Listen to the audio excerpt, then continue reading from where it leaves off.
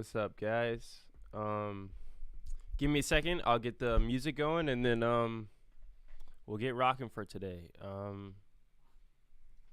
Nothing too crazy going on today. We got what is it? The Podium plate going on. So free racing for that to get qualified. That'll run tomorrow. And yeah, we'll get that done today. We'll probably look at some people's horses or something. Let me pull up Spotify real quick. Let me do it on the other page, though. I'll get chat pulled up, and we'll look at some past races or something. And yeah, we'll have a good time. Last night, I think it was last night or 2 days ago, brought home a big win. We entered the $500 buy-in with diamonds and took home the dub, so that was pretty cool. Didn't want to play an episode of the podcast.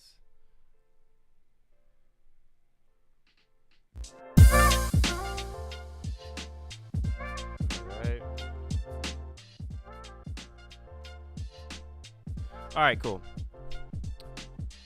Let me pull everything else back up and we'll get going.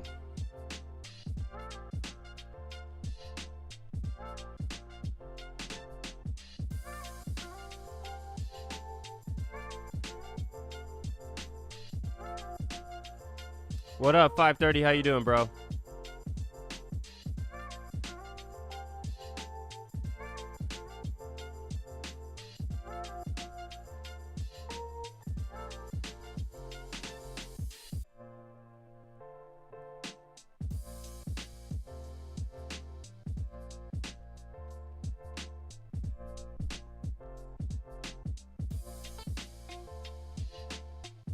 All right, cool. I got the chat.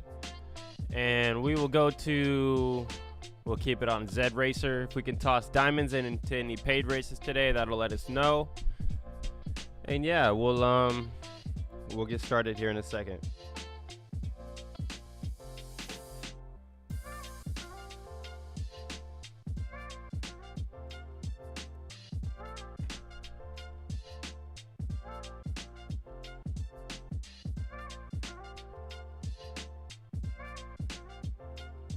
All right. So let's go first thing first. Let's go watch. He said, good, just attempting to qualify. How about you? Yeah, I'm attempting. Let me turn this down a little bit more. What up, Nick? Let me turn it down just a little bit more. It's a little loud in my ears. Turn the desktop audio up a little bit. All right, cool.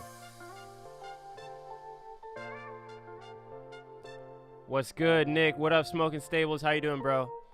So yeah, let's go. Let's see if we can even watch it first off. It was weird. Like, I woke up. Yeah, that one's not it. See, like, it doesn't show up on Know Your Horses. I have to go to somewhere on Twitter to find it. Cause it was weird. Like, the race ran. It doesn't show in like the results page of my horse, and it was a bunch of other weird shit. So we'll see. We'll see. Let me see if I can go back and find it real quick. All right, here we go. It was in here, and then the Know Your Horses guys dropped it. Here it is. Boom, boom. $500 buy-in, 1,400 meter. Let's see if we can watch it.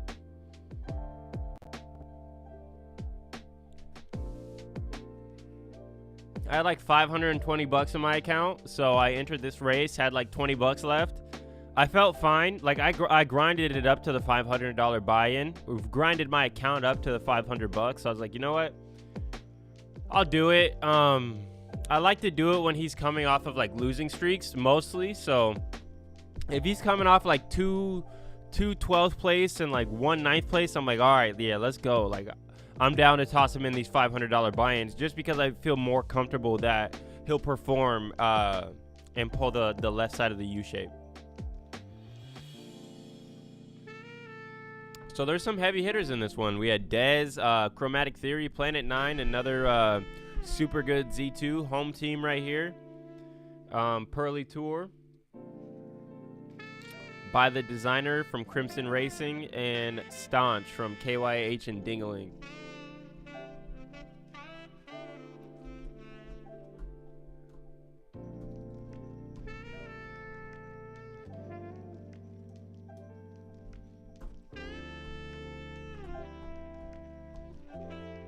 Go here real quick. That's the one thing when I stream. I've got to upgrade my computer here soon so we don't keep having this lag. It's pretty annoying. I guess we can just cut halfway through the race, right? So about 700 meters to go, 1,400 meter race. I believe we take off first.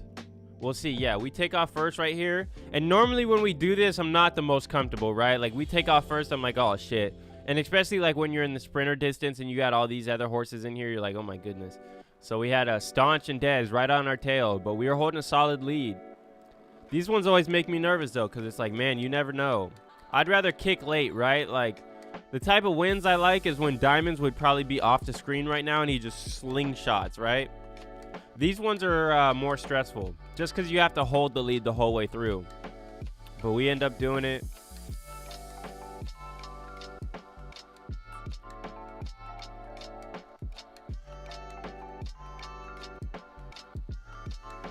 What does that dub pay you? We'll take a look. We'll look at it. So yeah, that's it right there. Entry fee was it doesn't want to show it again. Let's see. Entry fee was $500 and it pays out I believe $3,300 or $3,500. Let's see. Well, it doesn't even want to show it in here. It's so weird. I won 1 point something ETH. We go right here. This was yesterday, so we were at 4.03 right before that race, and then after the race we were at 5.1. So we won like $500 or not 500, like 1.1 ETH, which is hey, it's cool, man. That's my favorite part about this game is when we can pull down those big wins. But man, does it suck when you lose those? Because I've lost my fair share of those as well. Like right here, lost one. Where else? Right here, lost one. Lost another one right here. So that's 3 of them that I've lost. Lost another one right here. Right here. That's 5, 6. Actually, no, that one was like, that was just a shitty losing streak. So yeah, I think I've entered 5 of them. Actually, we can just do drill down as well. Drill down, minimum entry fees, like what on those? It's like what, 0.1? Let's just say 0.2. Let's see. So no. Let's try 0.1. Cause I think when ETH was up hella high, 0.1 was like $500, which was crazy. Yeah. So I've actually lost 5 of them. I've lost more than I've won. I've won 2 of them. The 1,600 meter one right here. 0.11 entry fee to 0.62 payout, and I've got second place in one of them, 0.15 entry to 0.26 payout, and third place in the Redwood, which was, that one was crazy. And yeah, so got the dub in. We've so far won the 1,600 meter buy-in, or the 1,600 meter big race, and the 1,400 meter big race. So we'll try some other distances, but yeah, good times, man. What's up, Falcon? How you doing, bro? Been on a roll myself. Took home Pity Point Tournament A, Sprinter, and Tournament B. And keep on winning Marathon. Damn, bro, you rolling. Let's go look at Aquafini. Some horses have just been killing it since the start of February. Like, it's just been crazy. So, yeah, you're up to 0.55 profit. Let's go check your charts. Oh, yeah. Damn. Nice. Yeah, you got a big win here. 0.45 to 0.54, so you got like a 0.1 win. You know, took a few losses here, but we made it back up to where we were here, and then that's nice. Like, you've grinded your way up here. Let's go to drill down and check. Just check this month, because I'm sure the good horses have just been killing it this month. It's crazy. 22% win rate, 45 wins, 35 seconds, and 27 thirds. 40% place rate, 53% show rate, entry fee of 0.09 and a profit of 0.14. Total winnings of 0.23. Nice. Flamed in almost every race except for 1,400 meters and the 26. But it looks like Aqua is a marathoner. Nice, man. That's a hell of a start too.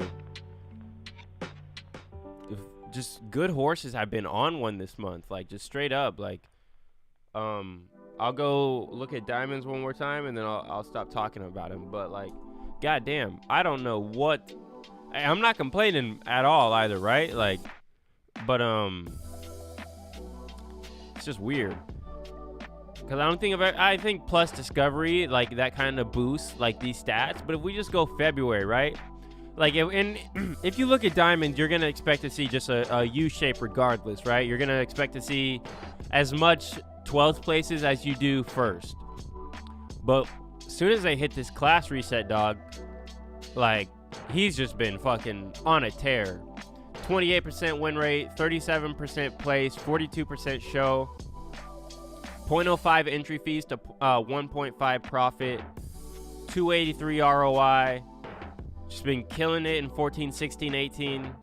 I'm just like, goddamn, what? This dude ate his Wheaties. He had his oats. Something, man. They put some juice in his oats or something, because that dude's been running crazy as hell lately. New blood 100%. 100%. Because let's go look at just this one's not the big win. But yeah, there's a lot of horses a lot of us haven't heard of, right? There was just even some of these horses. I've never raced Cost, Prophecy.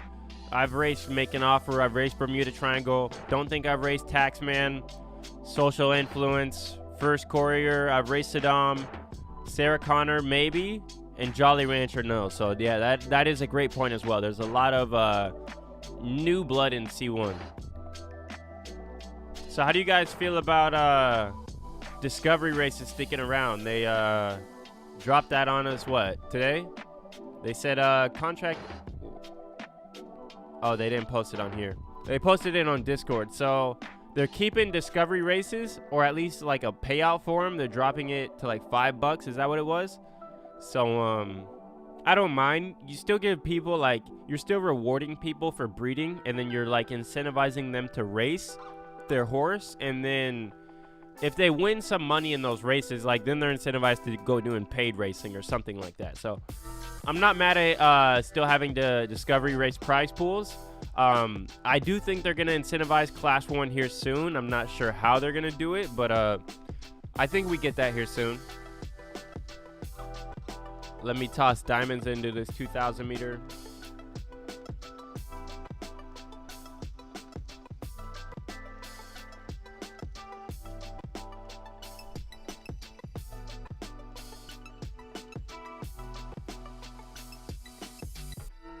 And then we'll go, we'll take a look at some of the other horses we got today and try and get them qualified. I took, what was it, like Wednesday, Thursday, Friday off last week. I just got sick as a dog, man. Just wasn't feeling good. Feeling better now, but yeah. All right, so till at 11 out of 12, we'll hop in that one. And we'll watch Diamonds race today. $10 buy-in. I'm doing it off my phone as well because I made a separate account. All right, so that one will run. What up, Sniper? How you doing, bro? I just sold my stable and I'm sitting on the sidelines with 0.5 ETH, waiting to make some big moves. All right. What are your thoughts? What do you plan on doing? Is it you plan on, like, what's your play there? What up, Chicago? How you doing, bro? All right, let's take a look. God damn, why doesn't this mouse want to work? Let me go to settings real quick and see if I can get my mouse to work.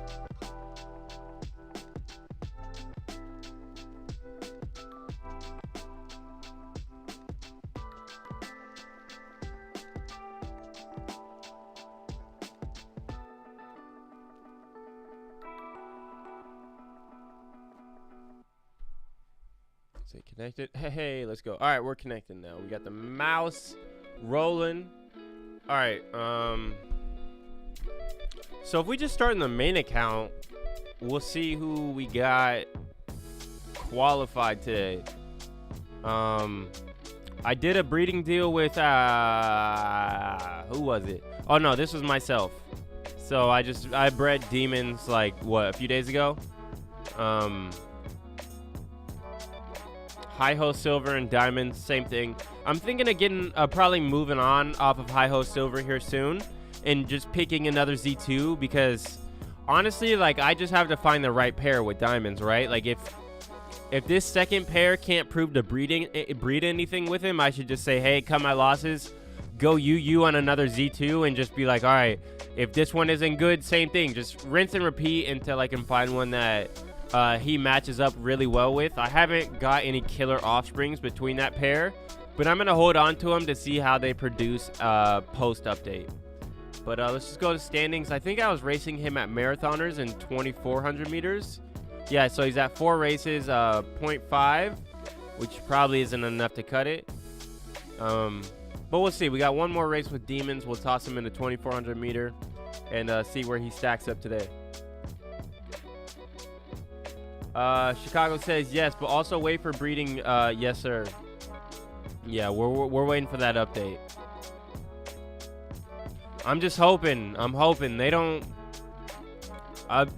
take as much time as they need. Personally, like, there's a lot riding on this, right? Like, we don't want Roid Ragers or Escobars and all that shit, right? You still want people to be able to breed a monster. 100%. You want them to be able to breed a monster, but not like the glitch horses. We can't have that shit happening, right? And there's gonna be a lot of people trying to breed the glitch horses straight out the gate.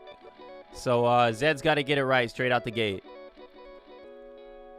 It's a little nerve-wracking, especially holding a bred horse, right? It's a little nerve-wracking, but I kind of look at it as the same way as when we were going into Flames, right? Not in that, like, the dynamics of Flames like changed. Well, they did change the game, right? But like, they didn't change the breeding. But like, there was still fear going into that. People didn't know how that would play out. Now, if we just look at Flames, it's just a part of the game, and we forget about like how stressed people were heading into post odds and then pre-Flames, right? So we'll see. I think a lot of people are nervous right now. I'm a little bit nervous, but I think Zed gets it right. I hope they get it right, at least. They I don't know if you guys well, first off, I don't know if Zed watched my old videos from last week, because I don't know why they gave me a shout out, because I was bitching all last week. But I appreciate it. They tossed me into the UX update or something like that. I think, I don't know. I don't know which one of these it is. But they put me in their blog, so I was appreciative of that. But I was very critical of them that day. But I appreciate them showing love. Let's go look at some of my other horses.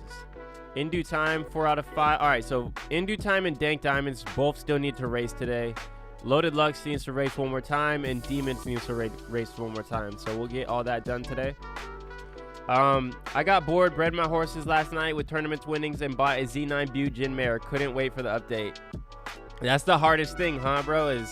Is waiting, especially in this NFT space. Like, if you make ETH, or if anything, it's hard to sit on it, right? It's like, ooh, I could go make this move. I could go do that. Like, I won that big race. I took out half, put it in my bank account. Fucking the other half, I left in Zed, and I took out another half to, like, go invest in NFTs. So I split it up, like, 3 ways, right? But then I'm always, like, the shit I leave in my account, I'm like, man, you could invest that in the NFTs. So that's what I do, right?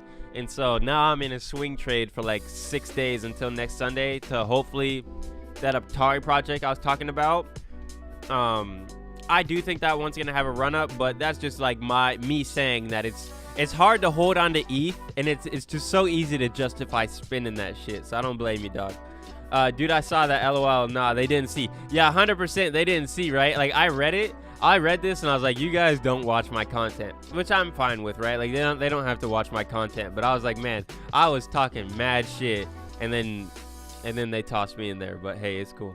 I spent every dollar I have ever made on Zed. I'm almost at that same point as well. I just have to keep so much money in. Like, I have to keep a certain bankroll with diamonds to where I can continuously take money out to pay bills.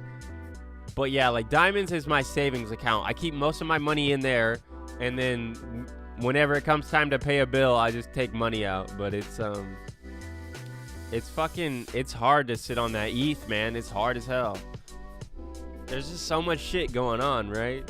There's and you could tell yourself like, yeah, I'm gonna sit on this ETH. I'm not doing shit, right? And then just out of nowhere, there's like, oh, I know a lot of you guys got Quirkies, right? So like if you guys were in Centribus's project and you just had some ETH laying around and you're like, yeah, I'm not gonna do shit, and then Quirkies pop up, you're like, god damn it, I'm gonna go mint this, right? So there's always something coming up trying to get your ETH, man.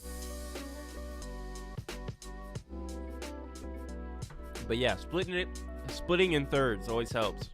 Just be like, all right, this is take home money, this is play money, and then this is my bankroll money. Keep that going and then keep rocking out. All right, so we tossed. Who'd we toss in this one?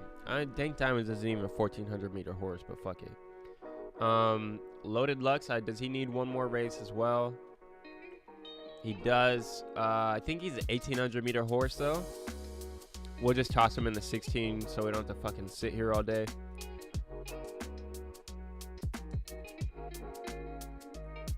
Ganopti, nice to see you up in class 1. I don't think I've seen Ganopti up in class 1 too much. Okay, and then boom, in due time in the 1,000 meter. Cool. All right, so that'll be 5 for all of those horses. And then who else do we got in here? There's you reviewed some of my horses and told me where I should race them and how I won the semifinals with one horse and flamed and got second with another. Appreciate your advice. Yeah, hell yeah, big boy. What was the horse again? I want to go take a look at it. That's hella dope. There's always another horse waiting to be bought or bred, so can't hold ETH, right? 100%. And then it's like, man, this one could be the one. This one could be my superstar, right? Because it can happen. That's the beautiful thing about this game, is that it's as many times as you strike out, you can still hit. You can still hit a diamonds, very low, like very hard to do, but you can hit a Steph Curry, or you can hit a Vanilla Bean, or you can hit a Princess of Power, right? You just gotta keep swinging. Century Arrow and the Bronx. Okay, I remember these horses. I remember taking a look at them. So you said you got you won the semifinals with one horse and flamed and got second with another. All right, that's fucking awesome. Century Arrow. I spell that shit wrong every time.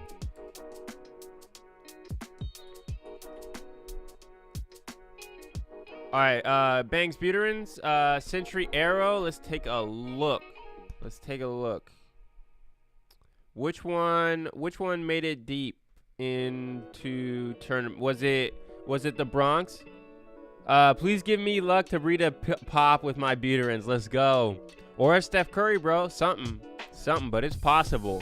That's the beautiful thing about this game. And then with this breeding update, right? Like there's gonna be new possibilities. There's gonna be people that breed monster horses from unlikely parents, and they're gonna be like, damn.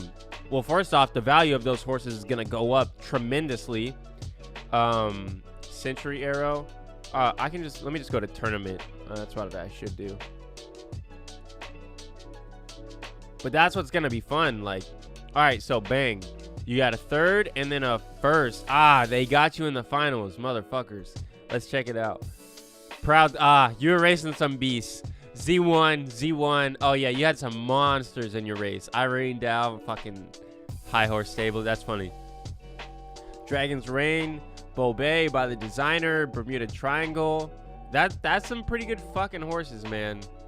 And then Century Arrow, nice. Z9 Jenny Butte. So you ran mid-distance. You were running the 18s. Okay, and then because I think this horse was good at 18. Yep, that's what it was. And then when we looked at the freeze, it was like a killer at 18, right? Yep, that's what it was. So nice. 0.03 profit. Let's go look at your charts. Hey, let's go. So up and down, like you ran it up back here a little bit.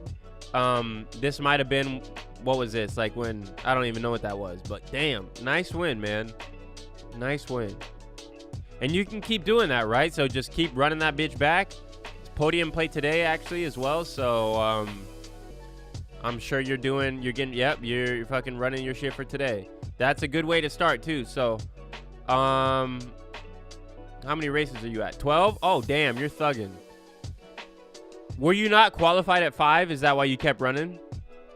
1 quarterfinals, Flame with the Bronx. Let's look at the Bronx. The Bronx. Let me check and see if some of these races are running real quick. All right, let's check in on Demons real quick. What the hell? I'll move the chat back over.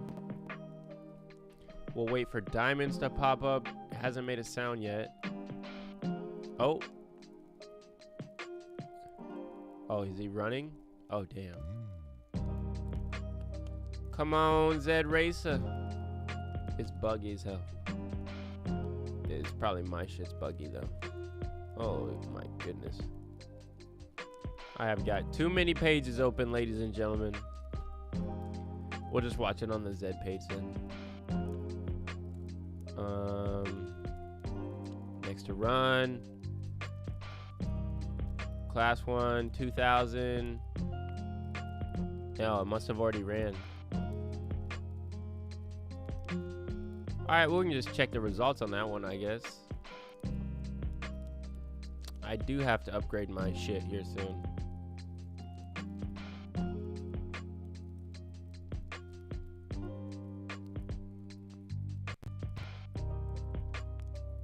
All right, well, we don't know the results, but we can watch the race, and hopefully it doesn't lag. Whenever you got some time, could you take a look at 2 horses I bred? Amy Primers and Joey B. Shiesty. Joey B. Shiesty feel like they're in a really weird spot. Yeah, I got you. Let me watch this race right here, and then I got you.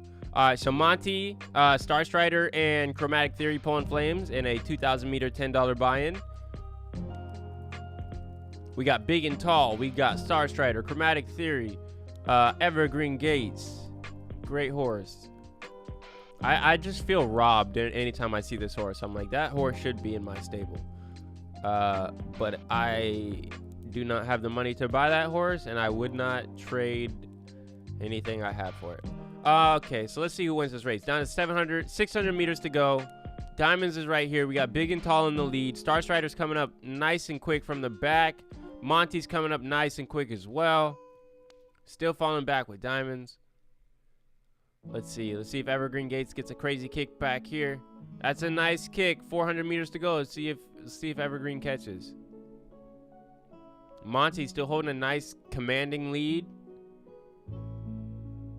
Looks like he's starting to run away with it. We'll see if Evergreen can catch is the question. Star Strider's coming up nice and quick as well.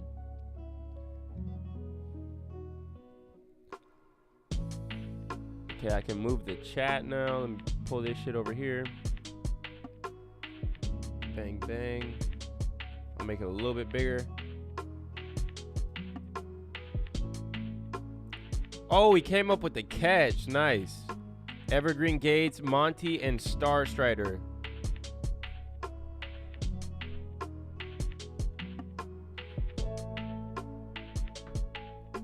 I'll finish looking at the Bronx once I'm done with this. I just want to go see your tournament win. Nice, nice, nice. Evergreen Gates with the dub. Monty and Star Strider running 2nd and 3rd. All right, so we go back to the Bronx. Look at drill down, tournament events, class, tournament events. So your 25% win rate. Nice. 24 races, 25, 25, 25. Let's see. All right. You flamed in your 24, but you lost flames in your semifinals. Let's look. It's nice to see that this horse is at least making quarterfinals, right? Like you. God damn, my throat is stuff. You can show up every time, right? You're like, all right, I know if I do this, I at least have a chance in my quarterfinals race because you're flaming, or at least that one time. So you had the lowest in here was a Z3 Legendary knock, it looks like. Yep. You pulled flames. Not bad. I haven't heard of any of these horses. That's from Nettie's. Nettie's Trash Stable. I'm just playing. Nettie's my guy. Shout out Nettie. The Popo. Yeah, man. Nice. You fucking got a dub. Let's just go check it. Stable profitability then from those 2 wins. Hey. So what happened? Did we lose a big raise or something right here? Or was this a... So you ran it up to... No, you had to win more money than that in the tourney. How much did you win in the tourney? Or in the semifinals? Century. What was his profits from those? Profited 0.029. Huh. It doesn't... It's weird it doesn't show it on the KYH. New stable. Okay, figured. I was like, I wasn't sure. I was like, that was really weird. Nice, man. Good shit. It's cool to see shit like that, you know? And I like to see you guys cop some tournament wins. And when we talk about like the state of paid racing, it's not always the best, right? But I do like that if some people can't compete in the paid races, they still have a shot to race a horse in a tournament. Like if you know your horse can't, or you just don't want to race a horse in $10, $5, $2, you can just be like, hey, I can race it in these free $5 races every day and have a chance at winning some money with really no skin in the game besides your initial investment of what you made on the horse. Loaded Lux, what the hell was that? All right, Pasha. Let me look at your horses. Can you look at 2 horses I bred? Any primers? All right, let's look. Any primers?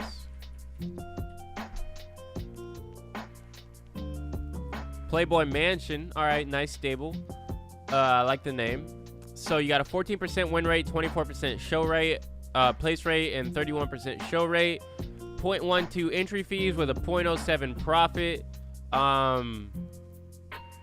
Slight U-shape. Flames looks like you have a distance preference to where, if I'm gonna guess, I'm gonna say this is a synthetic U, and this is gonna be your down button in sprints, maybe, and maybe your up button in marathons. But let's go take a look at the horseshoe.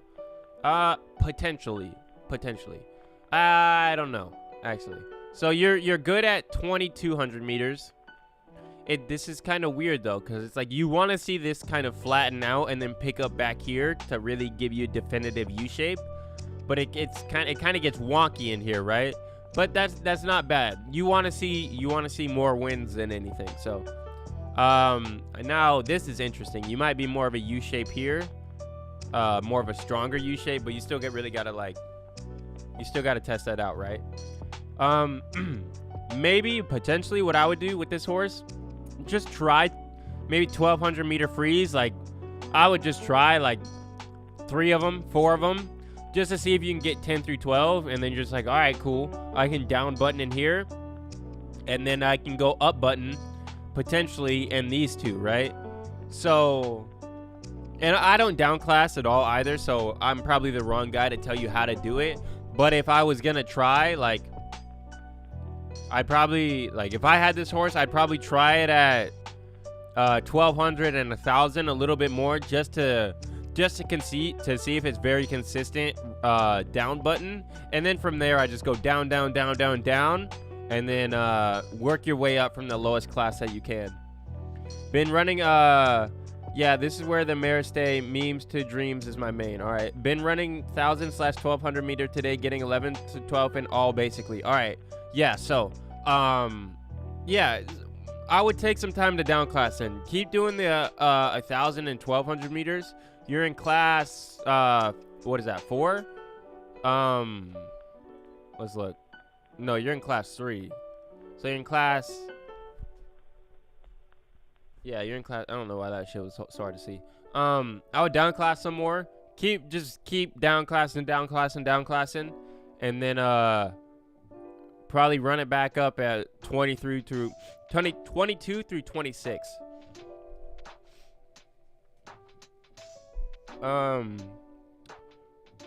Proxima, I will look after I look at his last horse.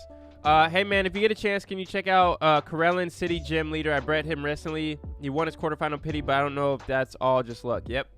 I will take a look after I look at what was the name of your other horse? Is it Pasha or Pasha? I'm just gonna call you P. Pushing P. What was the other horse? P. It was any primers, and then was it in this stable? Joey B. Shiesty. That's who it was. All right. Ooh, this one's interesting. You'd want to see this like back here, right? Like it's like if you just cut off all this other shit, you just be like, yeah, it's a U shape. Bang, U shape right here. Let's go take a look at the horseshoe. If you're looking from the out, okay, I like this. Down, yeah, I think this one's set.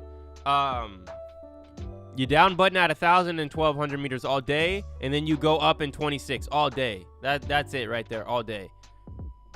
I would do that. I'm gonna go blow my nose real quick, guys. I'll be right back.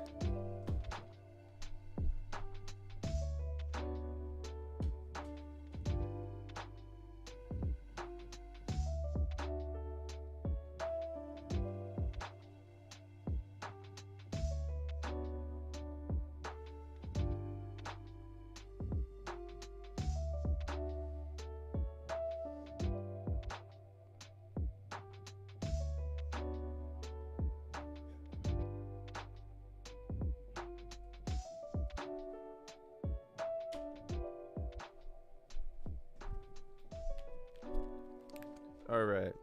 Yeah, that's why I didn't stream these other days, man. That shit would have sucked. I was stuffy as hell. Just was not feeling good the past week, so I was like, you know what? I'm not gonna. Don't want to put out a shitty version of myself. I'd rather be the best version. I'll just take a break until I'm back. So we're back. All right. Joy B. Shiesty. Yeah, just bred the other day. I would keep doing what you're doing. What class are you in? You're at class 1. I would probably try and the hardest I can to get out of class 1.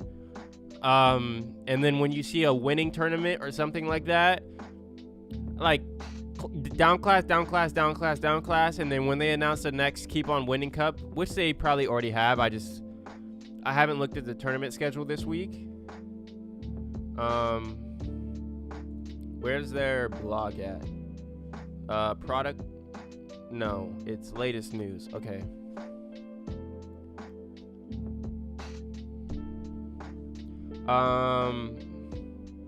They sent out like a fucking, what's today?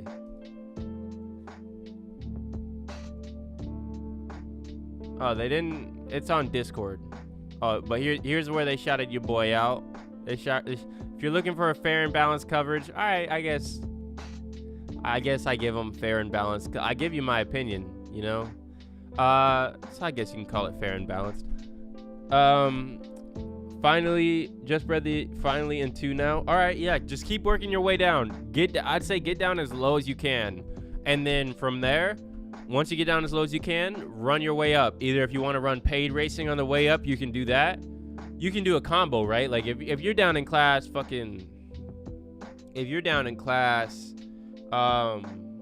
let's look. Are you tearing up my bed? Can you not tear up my bed, please, dog? I'd really appreciate it. Thank you. If you're down in class like fucking 4, you know, and you're running, you could run your $5 and still probably be good, you know? Z20's in here. And then you can also run your freeze while you're doing that and qualify for the tournament. So it's kind of like a double dip, right? So 530 wanted me to look at Karelin City Gym Leader. Ku Ray Lane. See you here? Oh, CE. CRULEN.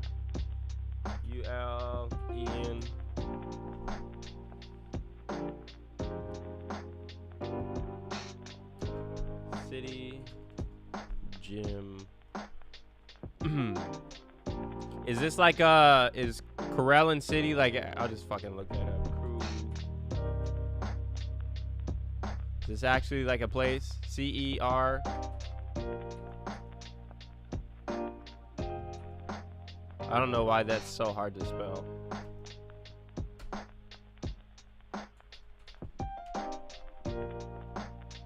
Oh. Is it like a Pokemon game? Is the official gym of... Alright, that's cool. And it's a blue horse? Ah, I like the way... I like that. That's clever, too. It's a blue horse, and it's... What? It said the water gym? Water type. I like it. That's cool. That's creative. I like that. Alright. So you said you said he recently won his quarterfinal in pity, but I don't know if that was all just luck. All right, let's go horseshoe first. Let's just look at how you did in the pity point. So we'll go drill down, we'll go tournament.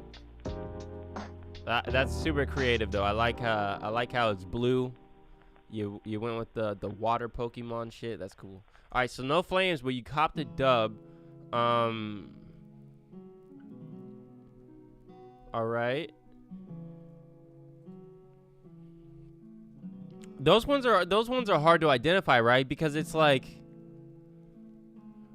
I don't know how to look at a pity point horse, right? At least going forward, you know that you can compete in pity points, which is like, hey, like not a lot of people try and compete. At least personally, I don't know a lot of people that do try and compete in these, but some people do, right?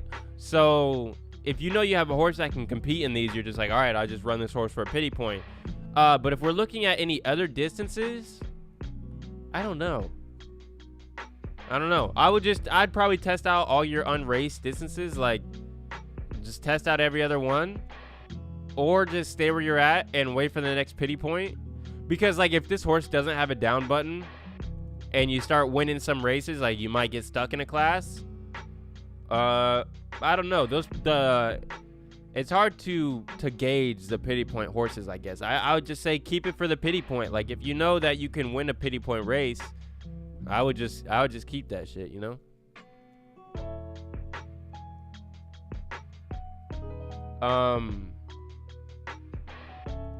Yeah, if anything, I probably would just test out all the other distances and keep doing what you're doing. If you can do that again in another pity point, I would say like, all right, that's a certified pity point horse.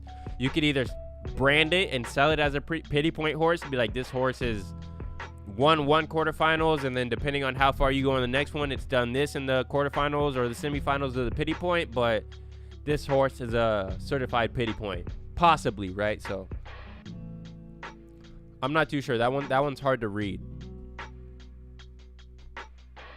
Bujack Misto, I've heard of that horse. Can you check Proxima? Yeah, no problem. 5:30.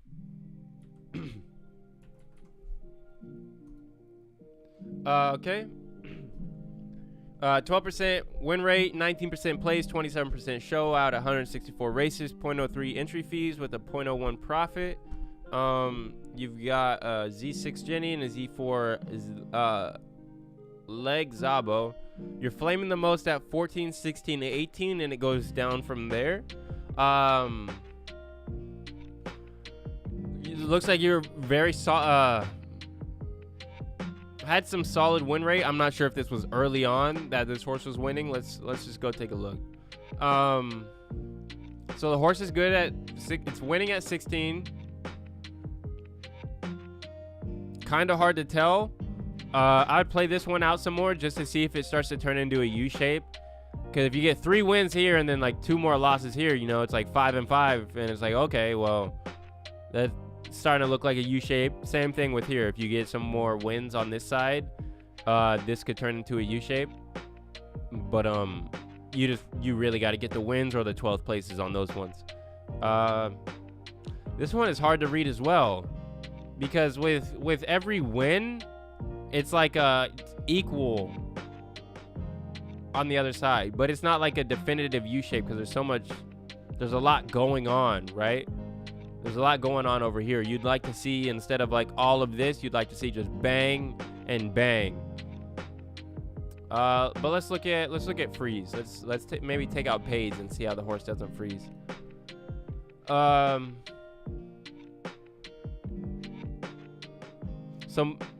Yeah, still looking like a U shape at 2,000, potentially at 18, but I would still, you need some more numbers on that one. And then 24.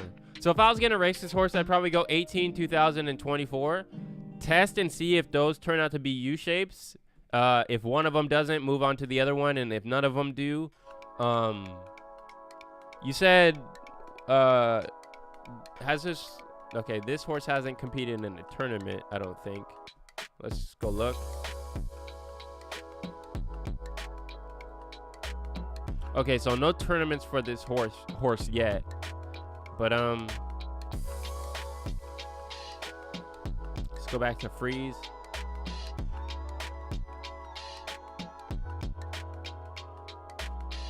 You could probably go pity point. Next time pity point comes around in the 1,400 meters, I would, I guess it depends on the tournament. If it's a winning tournament, I'd probably go 1,800 meters just because I'd go 24.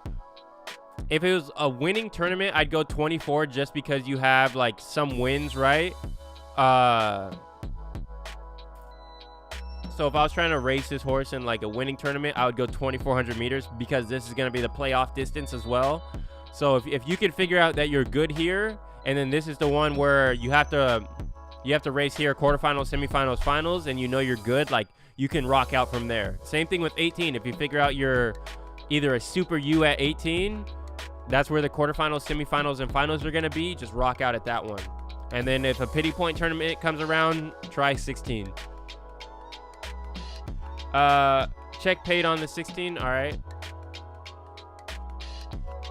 You think 24 and 26 as a down button?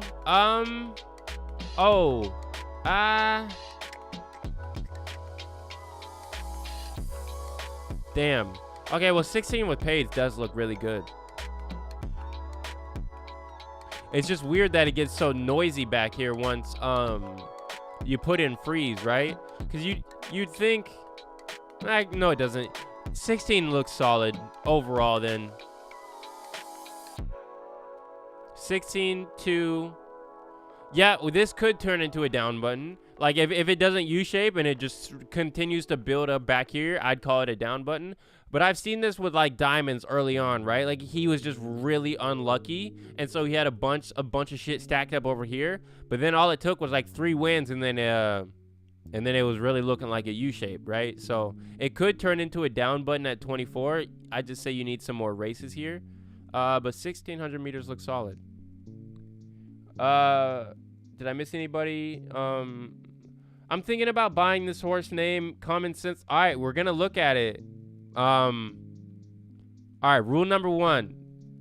Never say the horse you want on stream, because if we go and look at it and it's a monster and you don't buy it right now, someone's gonna buy it, right? And you already said the name in chat, so we'll look at it. Nobody fucking buy this horse from this. All right, don't steal this guy's horse. All right, Helios Racing, you're gonna try and buy it for 0.39. Let's look. So 5 races, but 100% flame rate at 16. It's pulling nice odds everywhere, which that's not bad. Down button at 1,000. Solid.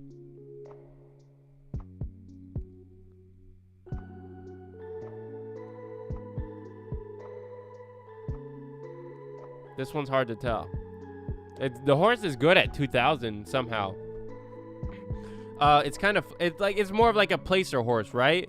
But you'd really want to see it like up high and then go down. It's still kind of relatively flat to all of this stuff back here, but 0.3 profit on this horse at 2,000. Let's check and see if it was a tournament, if you had any tournaments at. So this horse hasn't ran in tournaments. It's still a colt. So is that paid? Let's go paid racing. All right, so paid racing 100% down button at 1,000. So you can somewhat control this horse. And then, yeah, in paid racing, this horse has 0.3 profit at 2,000 meters, and its show reel rank is 567. So, yeah, not bad. Would I pay 0.39? I don't know. Honestly, if I'm going to pay 0.39 for a Z, it's really up to you, right? Just the way I look at it. Okay, let's see the history of this horse.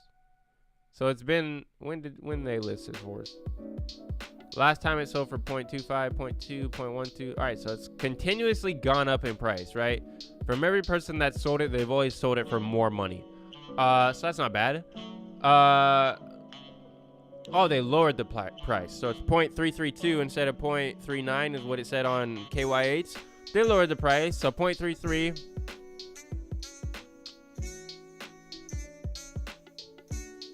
I guess the question is, how long would it take you to make $907 back with this horse?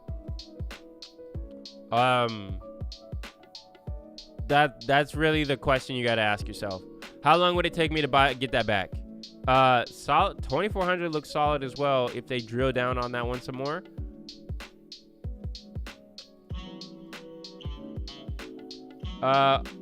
Thoughts on? I'll take a look. My boy Martin. Let me look at this horse real quick, and then I got you. I would. I guess it's all personal preference. Me personally, I like being the one to like unwrap a gift and see what you got. I don't like something already raced or buying it already raced. And I'm really bad with pricing those things. But I learned a lot from Acapulco. He said just the best way to price a horse is how long do you think it'll take you to make that money back? And is that worth it? So if you think you can make that $900 back running 2,000 meter paids, or you can run 2,000 meters and 1,800 meter frees, run your 5 frees for the day, and then rock out at 1,800 meters in the quarterfinals, semifinals, or finals, you could do that. You would just want to see some more data here, right? Like, it's nice how this is left leaning. You just want to see some more races to see if it continues to do that. But on whether or not if it's worth it or not, I can't tell you. It looks like a solid horse, right? Like it's got some control to it to where you can downclass it in 1,000, and then you can at least, it's profitable in pays, right? So could probably offer for a little cheaper if he lowered price already. Yeah, you could just toss in an offer, right? Like someone fucking disrespected him with the $37 offer. You just throw in half. Maybe offer like 0.17 or 0.18 or something like that. See if he accepts it.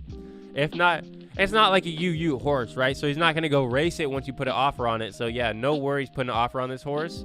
And if you just go look at the stable, let's see if the stable is a flipper or if they have a bunch of horses to hold.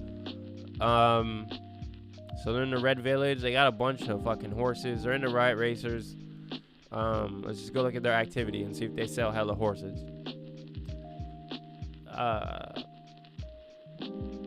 List. Okay, so they just listed him 2 hours ago. So he's always lowered the price. So he's trying to get rid of these horses. And it looks like he's really wants liquidity. I don't know. I'd shoot in an offer, right? Like if you're looking at everything, he's lowering the price on everything that's not selling. 0.89 to 0.59, 0.39 to 0.32. Maybe throw in an offer for 0.2 or something. He just got a bid on one of his horses, Super Saber, right here for 0.4. Who bid on it?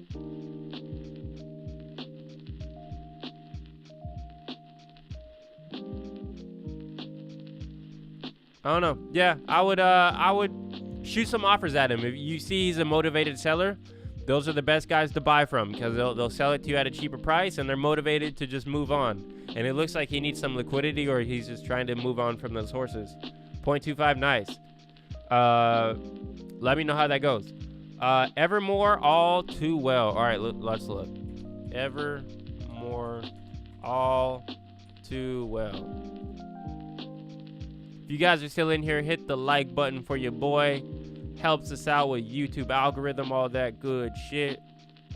That's all I ask for is just hit the like button, hit subscribe if you guys are in here. I appreciate you guys for tuning in.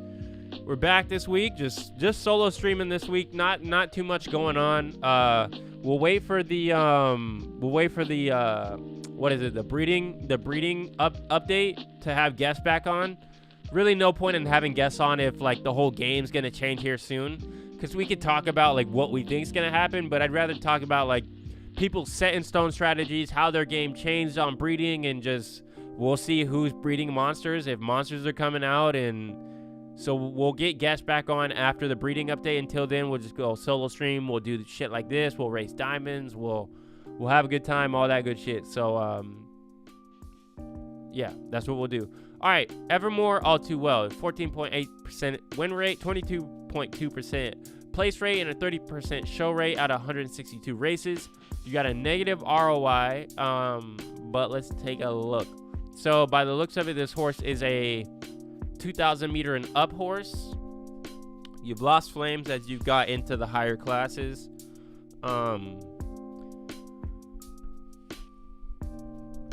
So solid at 24. U-shape, kinda. Yeah, I'd call that a U-shape. Starting to be a U-shape. All you need is 3 wins until it's even, right? 8 wins and then 8 losses, and then you can just really, for sure, call that a U-shape. I'd probably race at 22 and 24 with this horse. Mostly 24. Reasoning behind that being, that's where the quarterfinals, semifinals, and finals, that's the distance they'll run for the marathon. So, I would just dial in on that one. You get your numbers to see how really how good this horse is at 24. And then from there, that's beautiful. That's what you want to see for a tournament horse too. Like, you're just winning at this distance, and it's a distance that matters within your distance bracket. So within the marathoners, really, like, you could be good at these two, right? All the way. You could run your 5 races and be good at these two, but it's not going to matter if you're good at these two, because this is the one where you're going to run quarterfinals through finals at. So really, you want to be good at 24 for distance, 18 for mids, and 12 for sprints. Or you can just rock out and get lucky if you're not good at that distance. But what I would do with Evermore all too well is get your 5 free races in a day. If it's a winning tournament, always go 2,400 meters and just see how you do. Let's go drill down. We'll go this month only. From the 1st to today, we'll go free 24s, just the month of February. Look at that shit. So, let's go back. All right, so February 6th. Let's say you ran your 5 races. 1, 2, 3, 4, 5, right? You fucking lost 3 of them, you won 2 of them. I'm horrible with math, so I don't know what your average points would be from there, but I'm pretty sure 2 is enough to get you through, especially with a win, right? So 1, 2, 3, 4, 5.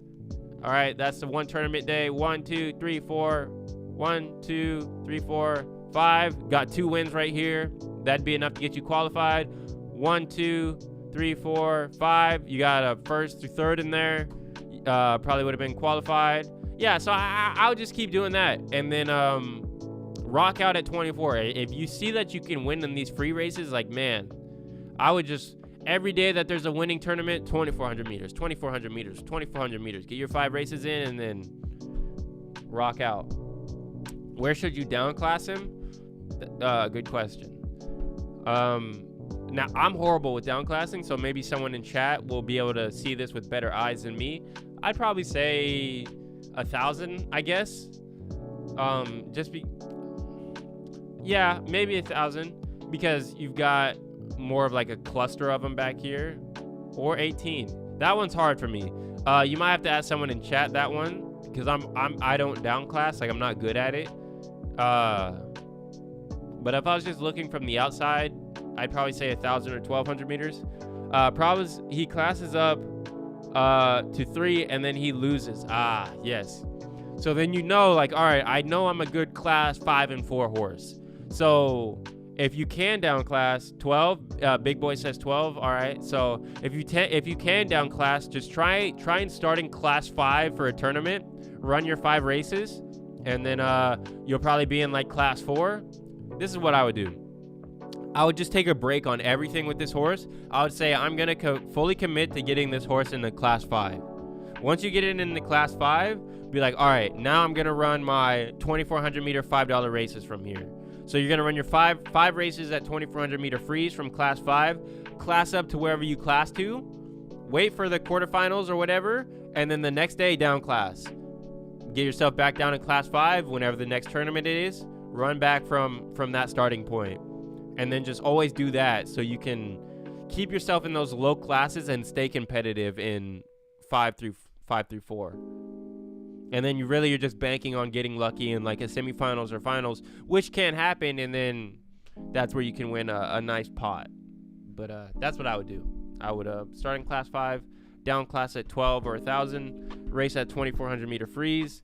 And once I was done racing or my tournament ran for that day, I'd spend time getting my ass back down to class 5 or the lowest class you can. No problem, Martin.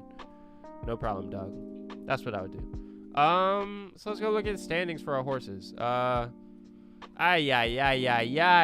the fuck? All right, so those two are out. 535, he's out. And then 332, Demons is in. Barely in. So we'll race John Bull today. We'll just move on to the next one. Let me go look at John Bull real quick. Let me go see what I think he's good at. Let me check what distance he's good at. So he's good at 2,000. It looks like 2,000 meters. He won. I mean, shit. Yeah. So he's good at 2,000s. This is the Diamonds and Bonnie Parker breed. So let's go test him out. I believe he's in class 3. So let's see if we can get a class 3 2,000. If you guys want to hop in this one, more than welcome. If there is one. So 3 out of 12. The Kwantong Chase. I'll toss him in gate 10. John Bull. How do you downclass a horse that doesn't get less than 9th? LOL, I got one stuck in C1. Doesn't get less than 9th. I don't think you can. What's the name of the horse? I mean, I would maybe try another distance, and then if there is no other distances, I would just say, you're stuck. You know? I would try other distances if possible, though. But like I said, I'm the wrong guy to ask about downclassing because I don't do it, and I just think it's hard as hell. It's not hard as hell, but it's just time consuming, and like you got to sit here and like I like to race to win, you know. So it's just not for me. It's for some people, because it's good for business, but I'm just not in the business, you know. Black Zaba, all right.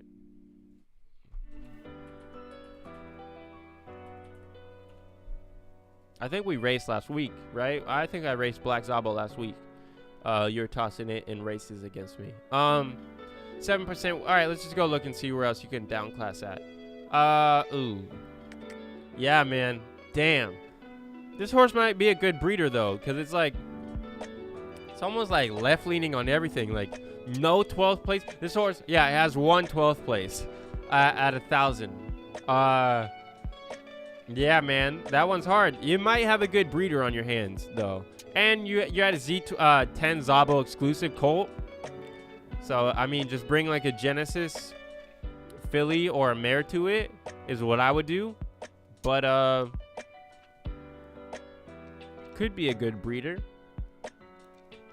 Yeah, I'd probably just say park it at that point.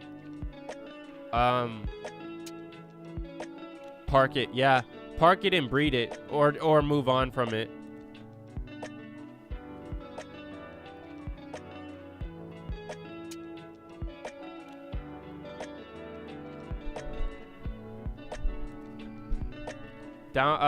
You downclass in $2 pays, run at 80 to 90% stamina. He just can't win. He just can win in C1. Win percentage keeps dropping. Ah, gotcha. Yeah, that's what happens. Like once you get up to those monsters, man, it's hard to keep those high win percentage. Like people will come into class 1 with a 18% win rate, 19% win rate, but it'll get knocked down really quick. Not a bad idea, Sniper. Yeah. Yeah, Sniper just gave you some good game. Like, I don't even know about racing 80 to 90 stamina. Like, I don't do any of that. So, yeah, I appreciate that, Sniper. Like, I'll always lean on you guys when it comes to, like, how to downclass a horse because I have no clue how to do it.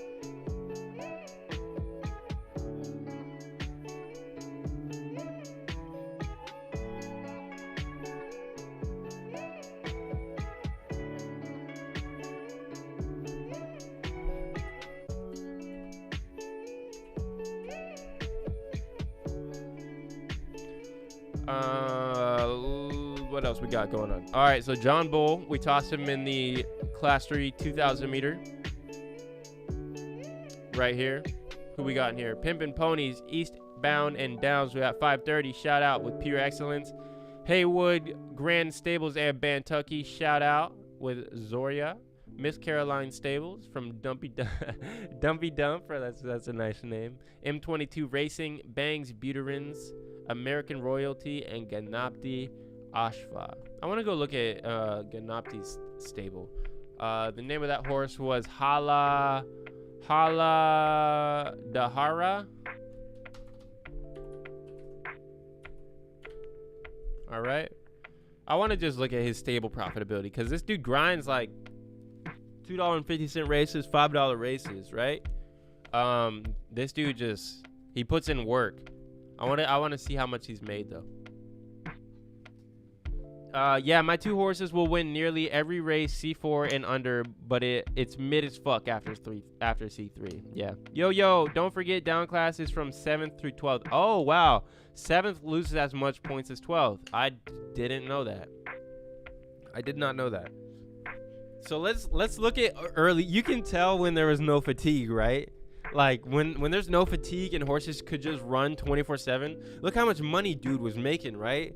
It's just from here a straight line up, and he's still making money, right? Not as steep as he was. He went from negative, started out negative to negative 0.26 to what is that? 2 ETH in 6,000 races. God damn. But dude's a grinder, man. He's making a bunch of money when there's no fatigue, and then I'm sure right around here is when fatigue kicked in and it slows down a little bit, but he probably got himself a tournament win, and he's just been slowly grinding his way up. Respect though. That's a different type of grind. Field dependent. Okay. I did not know that. But I don't downclass at all, so it's just kind of like, for me, it's just kind of like, yeah, you know. All right, here we go. We'll watch this race.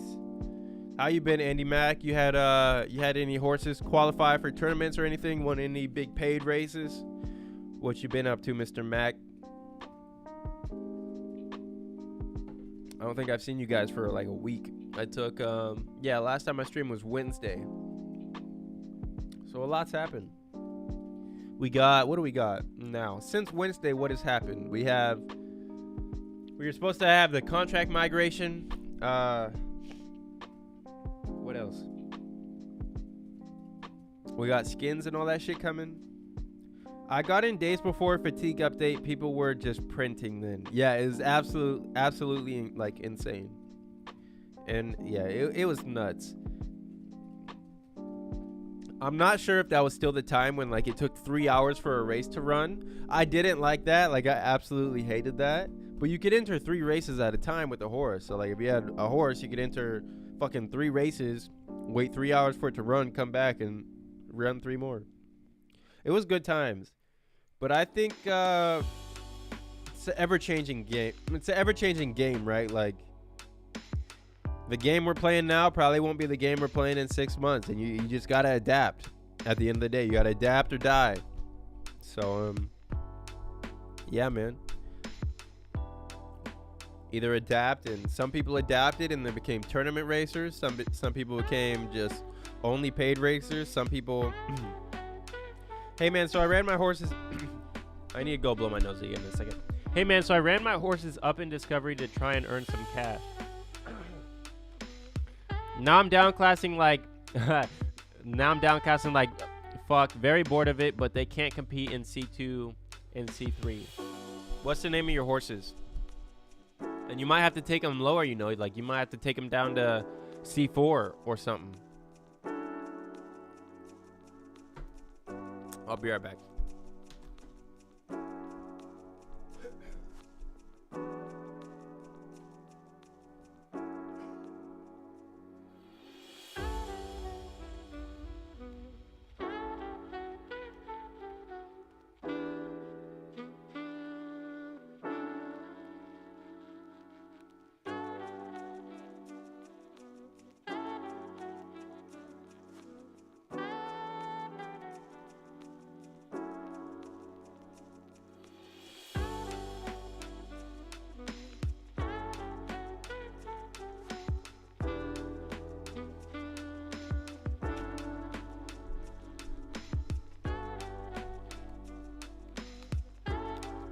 All right.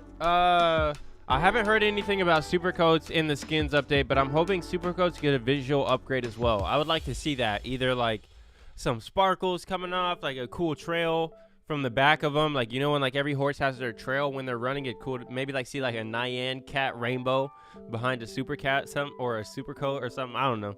Just some cool funky shit. You could do some cool shit. You could put flames behind them. You could do ghost smoke. Like all these little trails.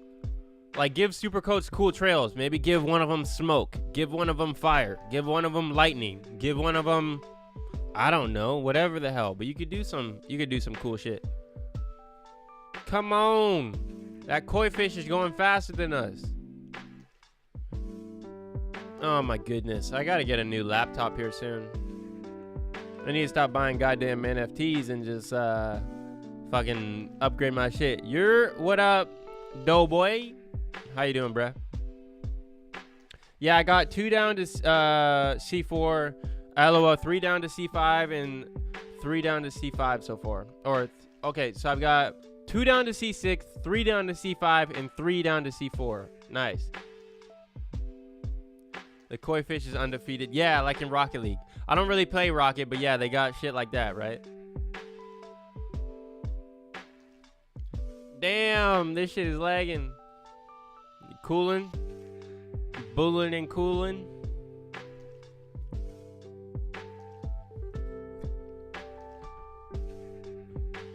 You running anybody in this podium plate?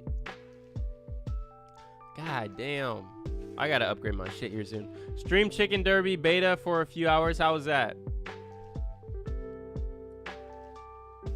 This is getting on my nerves. And I know it's just my computer too, because if I go over here, it's probably running just fine on this 2D page. Nope. Oh yeah, my computer is tweaking.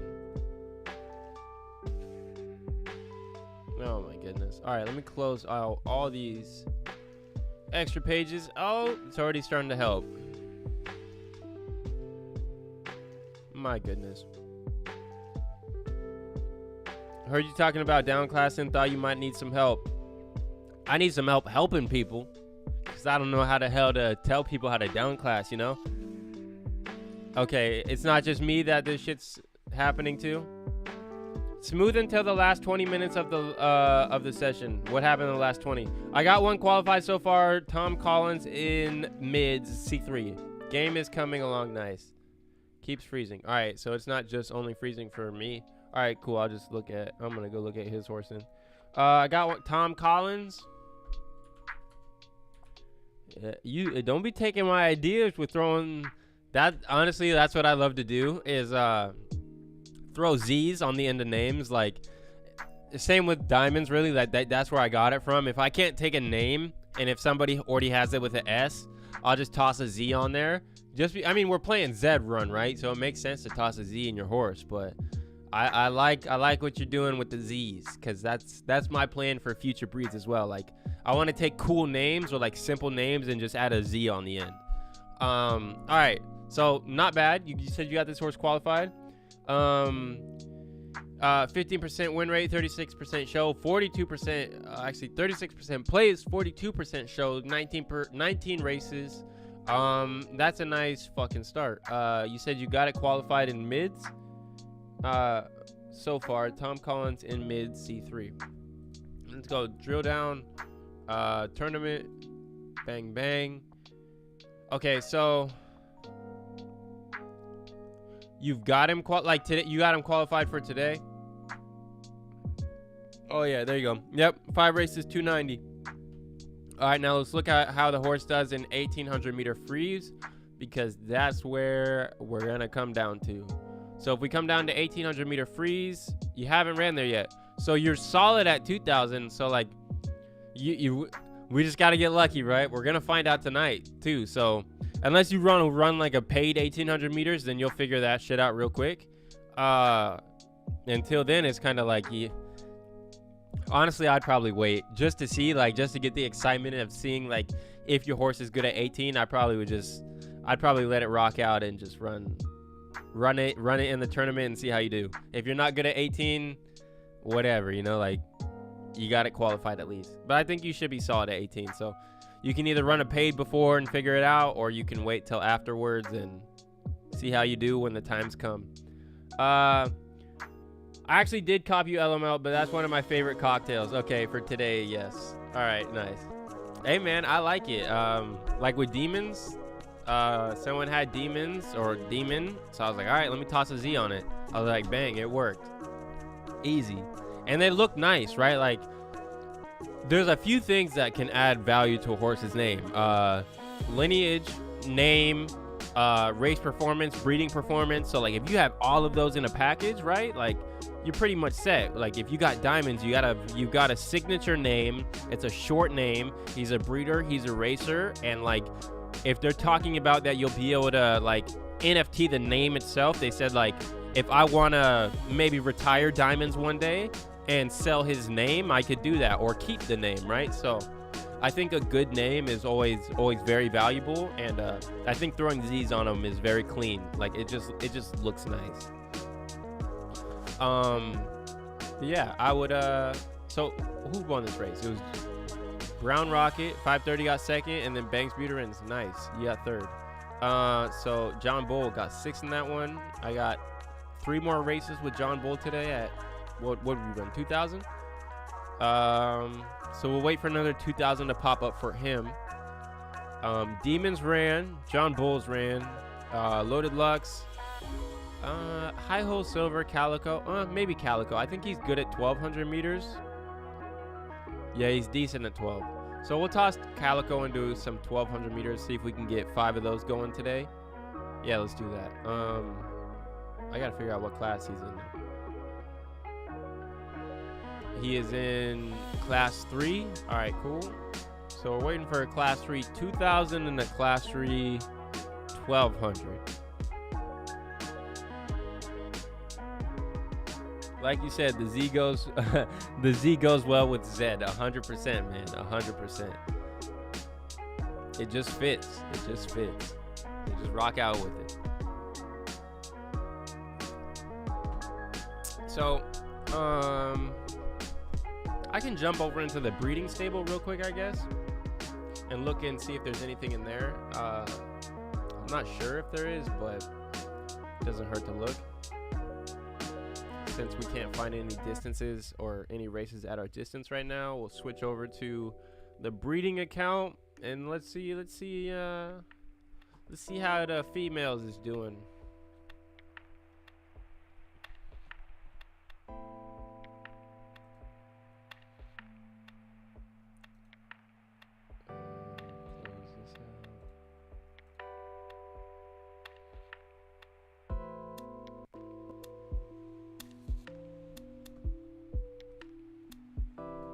Start. MetaMask.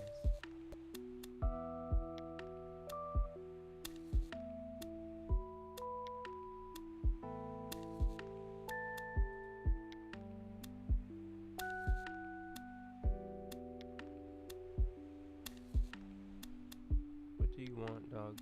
Go mind your own business, or I'm gonna kick you out. You gonna get kicked out.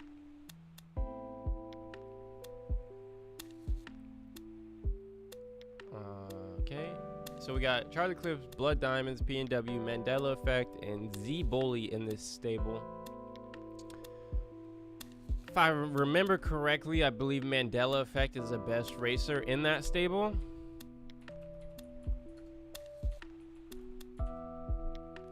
Let me double check on that though. So excuse me. It says 2022, guys. You know how crazy that is to say? God damn. I think that's the first time I've ever said that. It's 2022, guys. What the hell? I still feel like it's 2020. I swear. Life changed after COVID. Like, they call it the Great Reset. Like, that shit is 100% true. I'm still stuck in 2020, man. Like, holidays have not hit the same since.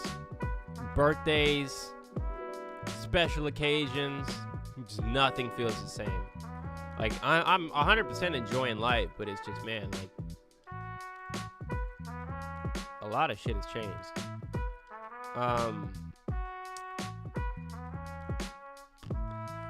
Damn, this one's hard to figure out where to race her at.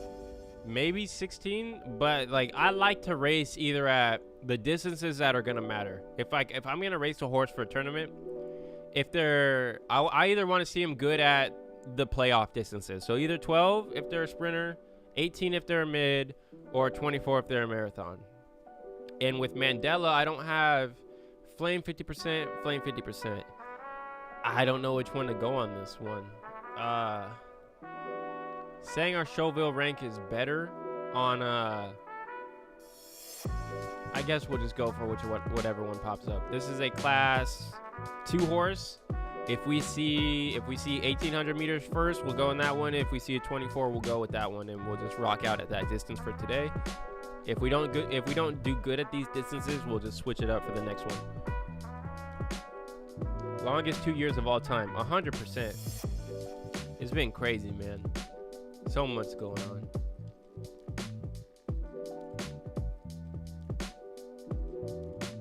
This is like, so much shit has been changing, man. Like, man, just, it's crazy. Crazy times.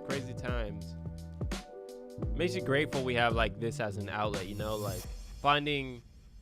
That was one of like the blessings of the pandemic. Like, when you have the pandemic and everybody's locked inside, people figured out how to build communities and communicate online, right? So now it's very normal to do a Zoom interview, right? Or a podcast. Very normal. So it's normal for me to talk to someone from Australia through Zoom and have like a conductive conversation that you can post on the internet, right? Before, most of the time you would have to do in-studio interviews, and people really didn't like Zoom interviews, or just the way people like built communities online, like Clubhouse got really big during the pandemic because people wanted to talk to each other, and then someone found that there was room for social dialogue through voice, right? So then you go from Clubhouse to Twitter Spaces. So I don't know. Even through all the bullshit we go through, I do love to be alive at this time, because just the vast amount of technology we have at our fingertips, and the connections that we can build that are worldwide. Like, I don't know, I talk to you guys and fucking we're all in different places across the world, right? But we all congregate and all meet up over digital horse racing, right? So then you meet people from all walks of backgrounds, but you guys all meet up in a digital horse racing realm. So it's cool. It's a fun time to be alive in the age of Web 3 and crypto. I'll enter that C2 with you in whatever distance. All right. What distance was it? So I said if I saw 18 or 24 first. So let's see. When we see 18, all right. It's at. I'll wait for you. Actually, I'm just gonna rock out on that one, and then we can enter another one if another 18 once it pops up. Hopefully we flamed in this one. No flames. All right, 530. All right, so we got Chicago and 530 in this one. Bot Lady, and Ganopti. Triple bogey. Hitting bombs. Chartreuse color is so fire, dude.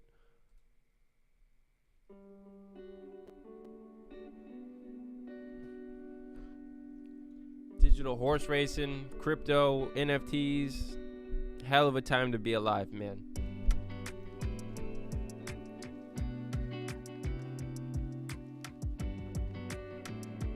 Hell of a time to be alive. You see a lot of people are leaving their 9-to-5 jobs to pursue whatever they want in life, whether that's their dreams or personal passions. Like, people are unsubscribing to the 9-to-5 60 years with a company thing. It's beautiful to see, like, people starting to work for themselves or be entrepreneurs or build their own business, work on their passion projects. It's cool, man. That's really what life is all about. You're not supposed to, and this is coming from a 22-year-old kid, right? Fucking who cares what I say? But personally, I just never subscribed to that. I didn't ever think you're supposed to work for a company for 50 to 60 years and then you get your golden years when you're 60, 70 to go do whatever, right? Work on what you want to work on in life and take the risk.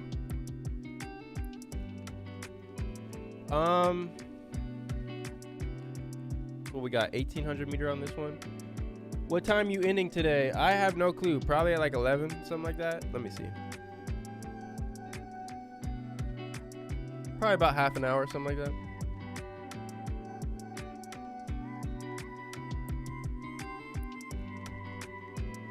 Go get a toy or something. You need to chew on my hand.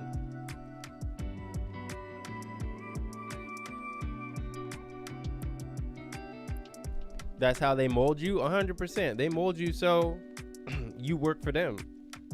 If you're out here working for your own dreams, who's gonna work at the factory, you know? Who's gonna pack shit at Amazon? Who's gonna do this? Who's gonna do that? And there's no shame in doing that. Everybody's had to do that. You gotta get on your feet somehow, or you gotta feed your family somehow, right?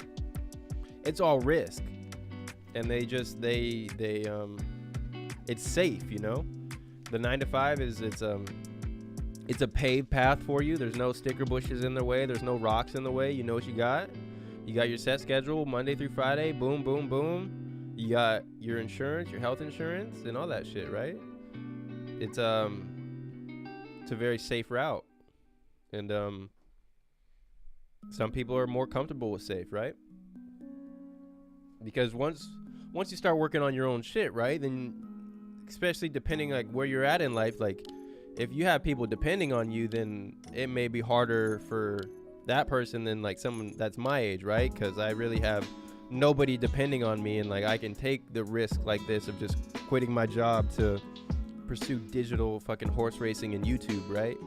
Along with martial arts and whatever else I'm doing. But I guess it really just depends on where someone's at in life and if they have aspirations to build something for themselves or to just build a family. And some people are just fine building a family and working a 9-to-5. There's nothing wrong with that. That's a beautiful thing as well. Gotta risk it for the biscuit. Yes, sir. I love that. You want me to jump on and explain how downclassing in the last few minutes? Yeah, I'm down. You can help people with downclassing their horses, or we can look at some horses and we can, because I think we were looking at, some people had some horses that they needed some help downclassing with. All right, Mandela Effect with a nice kick. We still got 800 meters to go, though. We got Pure Excellence right behind us. We'll see if we can hold. I think Pure Excellence is going to take this one.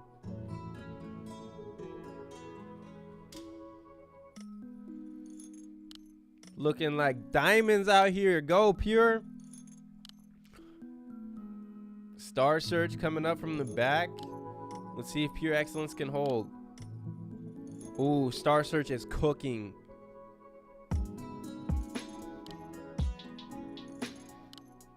Oh, I think Star might catch.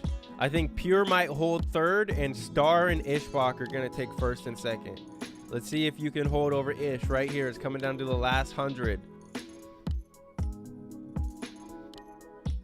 Oh, it's going to be a fight for second. Yep, you probably held third. Can't complain. Podium plate. Did you hold second? Yeah, so third. Still got your points for the podium plate. Can't complain on that one. Did Diamonds get sniped last time you studied him, or did you work on the people you who bred with him for deals? Yeah, I did deals. So let's see. Diamonds is yet to get sniped. Knock on wood. We're yet to get sniped. Let me go look. Yeah, I bred. So I owed PK a horse and I owed Zook a horse. So this was the best one we've got out of it. So this is Alhambran. So I owed him a horse. He got Akolded. I don't know how the hell to say this. It's a good damn horse. He got offered 2 ETH for it though, which makes me happy. Like pre-update, Diamonds is showing that he can breed something. Can you not bite on my clothes, please? Get a toy or something. Yeah, like pre-update, he's breeding horses like this, like makes me feel comfortable. So he got offered 2 ETH very early, because Ak was like #1 in the marathoners. And so 26% win rate, 35% show, 50% show, 35% place. And he was just running, man. He's flaming over me at 24 over Diamonds. I was like, God damn. That's pretty good. Let's see. It mostly free races, right? So you can weigh those however you want, but not a bad start. Not a bad start. Made me happy to see that this horse was good. It's a filly as well, and that he's breeding decent offspring heading into the update, to where if he gets a buff, it's gonna be like, God damn. Like my play is now, the play for me now is to breed a killer, sell it, and then I'll buy a house from there. Like I don't want to sell Diamonds, right? Just because like that is my game in life, is all financial freedom. I want to reach financial freedom, right? How do you reach financial freedom? Build up as much money machines as you can, whether that's passive income through real estate, passive income through whatever. A money machine that is going to print, and as long as it prints, like just I'm fine, you know? So as long as Diamonds is printing and he's a money machine, I'll keep that. And then you can make another money machine through YouTube, through merch, through whatever else, right? But that's my game plan. Game plan is life. Game plan is in life is just to make a bunch of money machines. So if he can breed killers, like, man, I'm probably going to do breeding deals. And then I'll race the horse, right? I'll give it a nice name. So that it has its value, and race it so I can discover it, right? I'll take the risk, because nobody's really gonna buy, like, let's say, like, if it's a killer, like, nobody's gonna buy a UU for 20 ETH, right? But if you breed a horse, race it, naming it, all that shit, and it turns out to be really good, then you might be able to sell it for 20 ETH. So my play is breed a good horse off of Diamonds, sell it, and then we'll buy a house from there. That's my plan. Is Podium okay with third? Yes, I believe so. Damn, man, Alhambran keeps winning. Yeah, that man he's got some good bloodline. He's got some good bloodlines in that stable. Is there any info on the breeding update? No info yet. I mean, they're saying basically you're just gonna be rewarded for more strategic breeding. Whatever that means is, if you're trying to breed distance preference with distance preference, variance with variance, variance with distance preference, base ability with distance preference, distance preference with variance and base ability, like, I guess maybe that's what they mean by strategy, but I have no clue. Yeah, he's got insane upside as a breeder. Let's just hope they get the update right, 100%. That's my biggest fear, right? It's like, just please don't fuck this up. Like, I have so much riding on this to where, like this is my job, all that shit. I've said it plenty of times, but yeah, I just hope they don't break breeding, and I hope they hit it out of the park, and I hope people still can breed killers. Yeah, I just hope that they get it right, like you said. Have you considered getting a female Z2 with high variance for your own to keep coupling with him? That's what I'm thinking of doing. So I have High Ho Silver, which is, she's not really a variance horse, just another Z2. So I'll probably cut my losses with her after the breeding update. I want to see how their offspring does after the update. And then after the update, if that offspring isn't good, I'll be like, all right, let's go find a variance Z2 mare. And then, yeah, kind of like you were saying, because some people were saying, like, maybe diamonds is like a key, right? Maybe diamonds or evergreen gates are the keys to getting variance into your horse's bloodline, because their variance is so high. If you go breed with diamonds, vanilla bean, or evergreen gates, like, maybe they can pass that down, and then that's where you get the variance into offsprings. But nobody knows. Solid plan, though. Keep grinding. Yes, sir. You too, kinfolk. Because I got 3 unraised butte gens that breed U-shapers butte. Is there, if you're breeding U-shape, I mean, like, I think if you're a good breeder in the current state of the game, I don't think they're gonna, like, nerf you necessarily. I'm not sure. I have no clue, right? So I guess we'll just have to wait and see, because nobody knows. I just hope, I guess, like we all hope, is that they get it right. Just get it right, and man, it'll be a fun time. It'll be fun to see who's breeding the monsters, who the people that sold them UU are, because, like, that's what happened for me. I bought my horse UU, right? Somebody sold me diamonds. Somebody bred it, and then somebody sold it. So the value of the parents went up, but it's also like, man, like, someone let a really good horse go for 1.1, and if they would have just named it and raced it, they would have saw that you can make a lot of money. So it's going to be interesting to see. I know, I believe Newport Stables, they sold Steph Curry UU. Hey, stop it. So it's going to be interesting to see who's breeding killers, who's selling them, who's getting them, who keeps them, right? Who doesn't sell to arbitrage. I respect whoever doesn't sell it, and I love arbitrage. I love all those big guys, right? Like, respect to everybody. But think about it like this, right? If you get a good C1 horse, there is so much upside into keeping the horse. One, connections. Okay, now you have a horse, now you're known, right? So now you can connect with people in the community, and you can leverage those relationships, right? So you got a beast horse now, right? Somebody offered you money, you're like, no, I'm fine. But hey, do you want to do a breeding deal? Now you built a connection with that stable. So now you guys are doing breeding deals and swapping. And then whatever that person does, like, they could help you in some way, and you can help them in some way. So there's just so much, like, leverage you can get from having a good horse that is beneficial through breeding deals, through just making those connections with the other stables, to where, like, you guys can talk about other NFT projects, right? Like, now you made a friend. So I think there's a lot of upside to holding your horses, but we'll see who does it, right? We'll see if a lot of these horses are just getting sucked up into arbitrage, Crimson, and Roid Rager, or we'll see if we have some new kings in town. And that's what I like to see. I like to see, like, underdogs come up, people keep their horses, kind of like Double Malt. Corey from Blue Horse Stables, dude kept his horse. He has a nice horse, Double Malt. Raced it. He's racing it, like, and you play a different game at that point. Your approach to Zed Run becomes different once you have, like, a profitable paid racer, because you just know you can extract value from the game as long as you show up, right?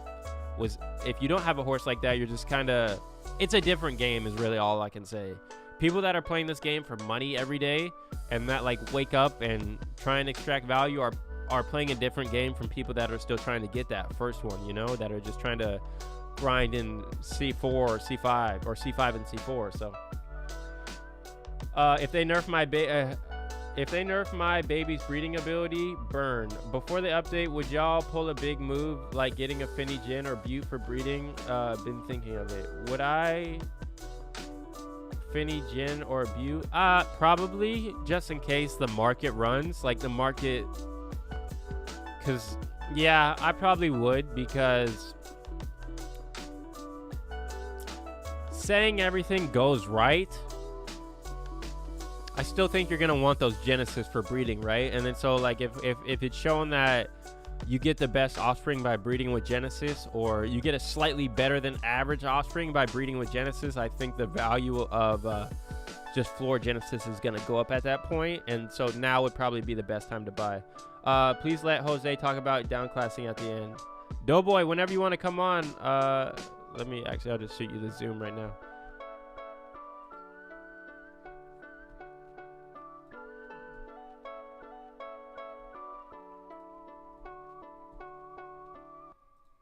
How much time we got left? Yeah, we'll go for like 20 minutes. And then we'll get out of here.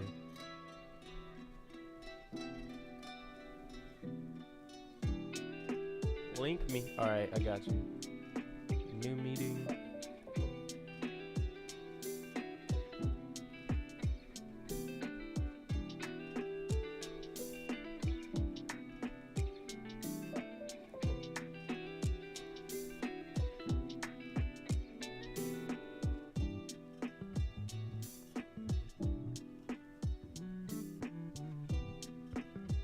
I have so many goddamn tabs open.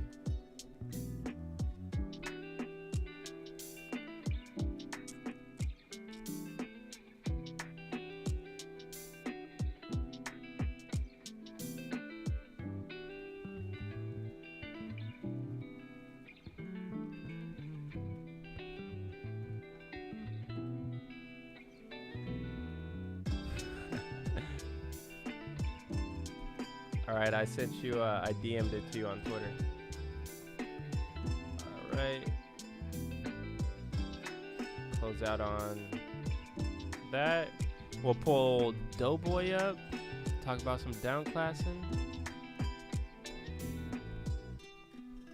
And probably call it a day after that. Yo. Audio still connecting. You? What up? Am I coming through? Yes, sir. Let me turn on the music real quick. Need some stuff here real quick. What's up, Holmes? Chilling, bro. Trying to give people shitty advice about downclassing, you know? Well, you know, they don't have to listen. Yeah, it's not my strong suit. I'll say that. Yeah, I mean, well, you know, it's not. I feel like a lot of new players don't really know a lot about it, and when they find out about it, they're instantly told it's a terrible thing for the game and X, Y, and Z, and then then we get to places where we don't need to be. But it has its place in the game, and people can argue that it doesn't. It does. I guess the best case scenario, the best way I can show you that I a couple weeks ago I was on when I did a little solo stream, and someone brought it up in chat, and that day there was chit chat on Twitter, so I was already riled up about it, but didn't open my mouth on Twitter. I don't like opening my mouth on Twitter. I gotta just talk it out. I hate typing. But I went and showed them, and perfect example. If you want to pull up Know Your Horses, I don't know if you have any races coming up you have to watch. Yeah, I'll pull it up right now. You just want to throw up Know Your Horses. How do I get the hell out of this? I'm in full screen. There we go. You'll have to forgive me. I was juiced I was streaming Chicken Derby earlier, and I was juiced up, and then I started to wind down, and I saw you were live, and then I started getting juiced up again. Now I'm right in the middle. But yeah, you want to look up my horse's example. We could also look up other horses, but we'll look up Unexpected Birth. This is my horse. This is my homebred. Was my paid racer, but this is the perfect example of why I remember you. Downclassing is necessary. If you guys have some iffy downclassers in chat, toss them in. If you guys you have any horses, give me some names. I'll look them up and look, because not all. So some horses you can downclass with free races only, and then some horses, depending where you get. I have a horse that once it gets into class 4, its downclass races start turning into we win those races. So you have to switch. Then you have to switch from So do go to overview, I guess. Well, I mean, you could look at that first, but I want to do the example of, because this horse has an up at sprints and downs at marathons. But my example of why I feel this is necessary. So hit drill down. My bad. You're good. Yeah, I just hit the 1,000 race mark with this horse too, so I'm kind of hasn't been doing anything. So go to filters, and I mean at the bottom you can see it already. But so click on class 1 in the filter, and then do paid as well. Sorry. So this horse I ran up to class 1. Would you keep running that? Hell no. No, right? You don't want to do that. I'm negative ROI. I have no business being in those races. You can scroll down and look at. I don't think I flamed in any of those races. Maybe one. 2% of 42 races. All right, so let's go to class 2. I'm gonna kick this dog out real quick. I don't know. I just assume you're yelling at nothing like that. I haven't heard the dog at all. She attacks the other dog. She's just fucking him up. And all I hear is like, Oh, they're just beefing. That's it. They're just beefing. So here we are, chat. I don't need him here for this, but like here we are in class 2. Like the graph looks slightly better, huh? But I'm still negative profit. I'm minus. I'm in class 2 and I'm still minus 0.02 out of 83 races. So there's no reason for me to be in class 2 either, right? 0. I'm just giving money away. So between class 1 and class 2, I've already donated 0.04 for no reason. Class 3, I think, is slightly profitable for me. If you want to click on that one. Yep. And these are all paid, right? This is all paid. So I'm already basically donating 0.04 between. So here I'm almost profitable, but not enough. So then when you click on class 4 and class 5, like that's where I'm at. That's where my juice is. This is where this horse is successful in class 4 and class 5. This isn't a class 1 horse. It's a Z22 Butte Elite and has success running in class 4 and class 5 and it's profitable. There's 0 reason for me to run in class 3, 2, or 1 with this horse. So why would I do that? Why would I just keep giving money away, occasionally winning once, but that win is still a negative? I've given so much away that it doesn't even matter. So if I have a horse like this, and this is on you, the racer, like you're the manager at this point. You know what I mean? This is your horse. You're managing this horse to be successful. You have to stop and look and see what's going on. You have to see where you're profitable and where you're not, and you have to discipline yourself to know when to stop and go back down. You know? So like I've taken this horse to 0. I've run him up into the middle of class 3 and stop, and then we'll come all the way back down again. How long does that take? Bro, I took this horse. So if you look at the overall thing, so he was in, I don't know. Is there a way for you to look at like? I can just look at the last time you were in class 1. The graph, I would say. The last time you were in class 1 was December 8th? December 8th. That was my last race in class 1. I took this horse from 96 class points to 0, and it took me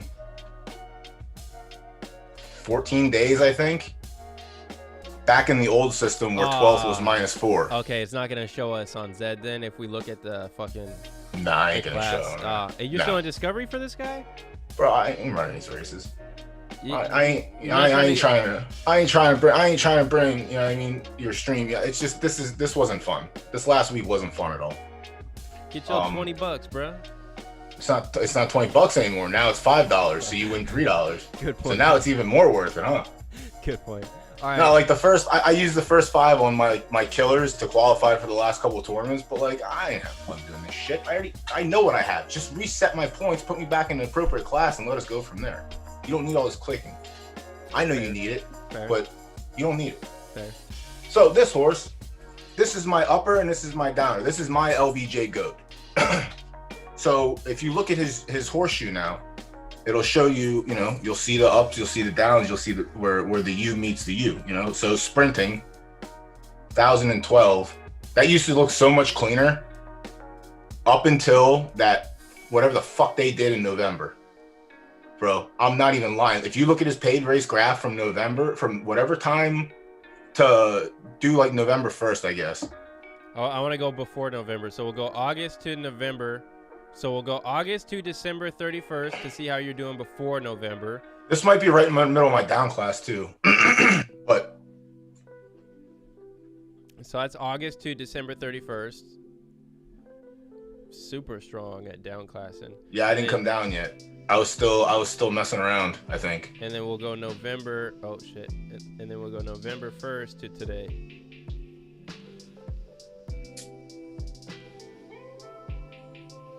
It almost looks more. I don't know. That looks. Well, there was no free races in before that. Before tournaments, this horse didn't touch free races.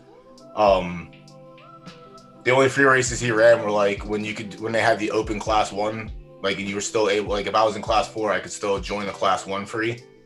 Like, I would run him in those. But this horse never touched a single paid race outside of its Griffey until tournament started. And then when tournament started, if you look at his free only, he's a rocket ship straight up. Why don't you fuck with this right here? I do. He only runs there at class 5. That's what I'm saying. You gotta manage your horse. I know this horse inside and out. I know I can probably scoop a couple races here. Yeah, see, so I use that in class 5. In all reality, this is how the game should be, right? Like, you should be able to tell, like, okay, like, this is a C3 or a C4 horse. You just have to be able to get it. Well, like, not all horses are gonna be able to go down, right? Some of them are gonna get stuck. So, like, this is kind of like the right mixture of having a high Z number, but you have the ability to go down at a certain distance. Managing your horses, managing your asset.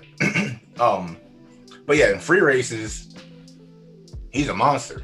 He's a monster in paid too, but I use him for free. So in down classing, down classing, that's his bread and butter. 22, 24, 26, he goes down. 1,012, he takes me up. And I did paid down classing with this horse too. So I didn't, like, if you do paid races, I don't know how much I have in, but if you take that away and add that up, I think the profit's like a little bit. This is for only November though. That's only, yeah, okay. Overall. The Great Reset. 2020? Yeah. 2020, the Great Reset. So, yeah. All right, so if you go down to his 0.17, 0.03, so profitable there. And I also messed around a lot in there too, but yeah, so I paid 0.04, 0.05. I paid 0.05 to down class this horse back in the day. I did my duty, but he's an automatic, like in 2400, he's automatic -4, automatic $2.50 -4, $2.50 -4. So like when I need him, I know where to go for it. But like certain horses, you can't get to 0 with free down classing, so you have to switch to paid. But recognizing that your horse has this down button, to me, is very easy. But I played when I do my Griffies, it's 12 or 24. That's it. I don't run middle distance. It's 12 or 24. If we flame in 12 and win, and the time looks right, we're a sprinter. Why not the extremes? Like, why one off from 1,000 to 26? Why are you going one under each? It's just the easiest way to tell. Like, you'll rarely get a sprinter that doesn't like 1,200. You know, you'll rarely get a distance horse that doesn't run 2,400. But to me, that's my key to seeing. Like, if I run in the bottom 3 of the sprint, I'm going right to 22, 24, 26 for my next race. If I don't flame or run on a board, then we have to test the middle distance. So if I go to 24, we flame, we win, the same thing, vice versa. But like, the reason I do it that way now is because most of the horses that I've been breeding, people can say what they want. I've been breeding horses that are running like this. They have an up switch and they have a down switch. If you go back to overview on this horse and then click on my stable. By saying that, are you saying in the current state of breeding that, or at least this horse, is somewhat able to pass down distance preference? I don't know. They all come as an assumption. Fuck whoever doesn't care. So I've there's been horses that I breed and I know that they're gonna sprint, and I lost a horse. All right, so then yeah. I lost a horse. I had a horse in that we had for like our fantasy pool. It was a legendary that I bred. But the mother, she breeds sprinters. all of her offspring are sprinters. So Keith ended up winning it, and I messaged him. I was like, "Yo, sprint that horse." He did paid races and then moved on from it. And the person that has it now, it's like a 16% winner in free races. Like, so it's not that bad. But so 36 Mafia is my producer. She has produced me a multiple horses with the up switch and the down switch. I notice it with the breeds. So with her Zabo breed is almost like one of the 50-50 horses, kind of like you have, but more miserable. Her Finnies kind of the same. They have like that W shape where it's peaks in the middle and the end. What Zabo? I think it's Colt 45 is the one. Scroll up a little bit. Yeah, Colt 45 I bred with a Zabo, but this horse is just weird in general. Oh, okay, yeah. I'm saying the one when I breed her with. Gotcha, so like gotcha. The breeding combination for the most part. So this horse is weird. I haven't really tested it that much lately. I've been leaving it like I just don't have time to play with this shit. Would like you this, down class right here? Would you that's consider that a down? That's a down to me. What about this? That is a down as well. Anything not well now.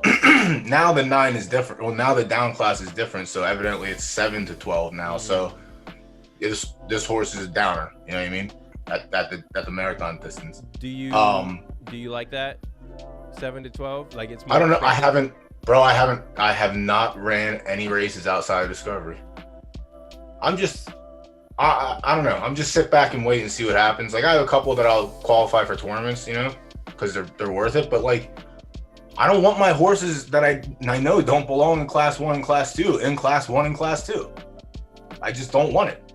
So I'm not gonna I don't have fun with Discovery because the only thing that I'm gonna discover is that my horse is in class 1 for no reason. So like unexpected birth. If I run him at 1,012, that'll put me in class 1 or class 2. And then I have to come back all the way down to where he belongs to run. Like it's not my cup of tea. It's not my thing. So I'm just waiting. You know what I mean? I'm not. For what though? Like, are you waiting? So like the way I think of that is you're gonna have to wait until people are trying to win in Discovery, either through like a Discovery winning tournament or I want to see something. Why does my horse need to be in class 1? That's what I want. I want to know. What's my incentive? I got no incentive right now. I can't beat those horses. In paid racing, I can't beat those horses. So what do I want to be up there for? Like, there's no incentive. It's not profitable. It's not fun being up there and not winning. Like winning is fun. Losing is not fun. Like I don't see an incentive for me to run my horses properly up that way. So I just, I'll run a couple of them and see. So is this from the chat? So that's an easy down class right here then? Looks it, yeah. So let me see the overview. What is it? What number? What is it? A Butte? Z19 Buterin Legendary. All right. Yeah, so that looks pretty like a pretty obvious up and down switch. So the one thing I find with Buttes, so if you look up, what do I have? The art of shadow boxing. This is one of my legendaries who's just really so then look at her horseshoe. So like she sprinter, like mass sprinter, like not great. And then he can't really get a consistent down class on her. So I would have to pay to down class her, but I know she's not a paid runner, so there's no reason for me to take her down. So unfortunately, there's some horses like this. Like you can take them as far. So to me, she's a small tournament runner, but she's not even a tournament runner in the current state right now because she just can't compete outside of non-Buterins. So I have a lot of legendary Buttes that are they're good. They're not good enough. Like this horse, I think I did qualify this horse for a tournament. I don't know. You can probably check, but if it gets in, it's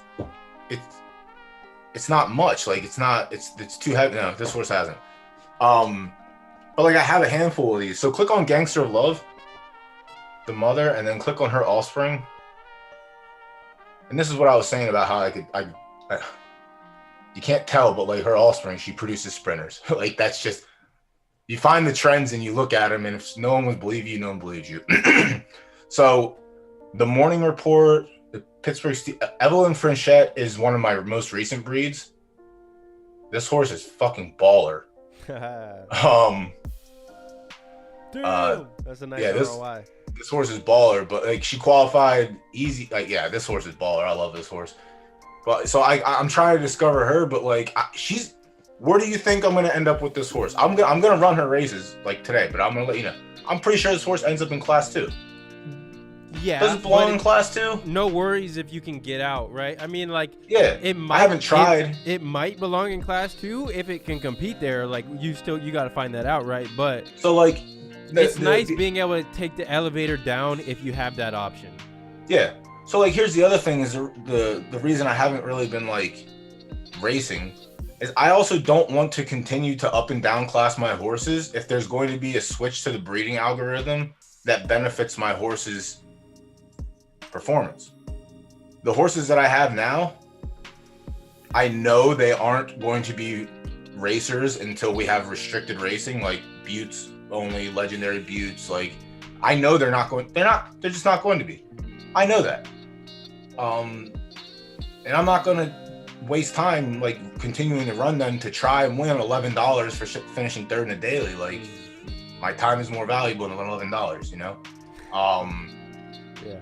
So like what I'm thinking is if I'm going to wait until they decide to announce this breeding algo change, then I'm going to run my horses in a discovery that I know aren't going to race. I'm going to try to win those races to boost my stats, and I'm just going to breed them. So like, I'm basically not a racer anymore. Like, I'm not really a tournament racer that much anymore either, because it's just not, there's no reason for it. But I have a good enough stock, and all my stock's pretty much exclusive. But I have some really, really, really good stock, and they're all marathon specialists or sprint specialists. So my game is just going to completely change from racing to breeding in the next like month or so, with racing sprinkled in as it, you know, gets corrected. But for upping and downing, that's what you want for these daily tournaments. If you have one like that, a soft up and soft downer, if you click back on overview and go in, like, there's 3 horses that I basically bred that I can run in paid races, but I can also, and then click on Doughboy tournament. So Greatness at Any Cost is my tournament racer. This horse, I can run paid races in Class 4 and Class 5, but I'm not down classing to get there. I can. He has natural down switch at sprints and goes up at marathons, has great numbers. Okay, yeah. So I see what you're saying. Like, yeah, this is my nasty combo. You get to a certain point, like once you get a certain amount of them that do the same shit, you're like, okay, well, something has to be there, right? So like, when I breed her specifically with Nakamoto's, I get an up switch and a down switch.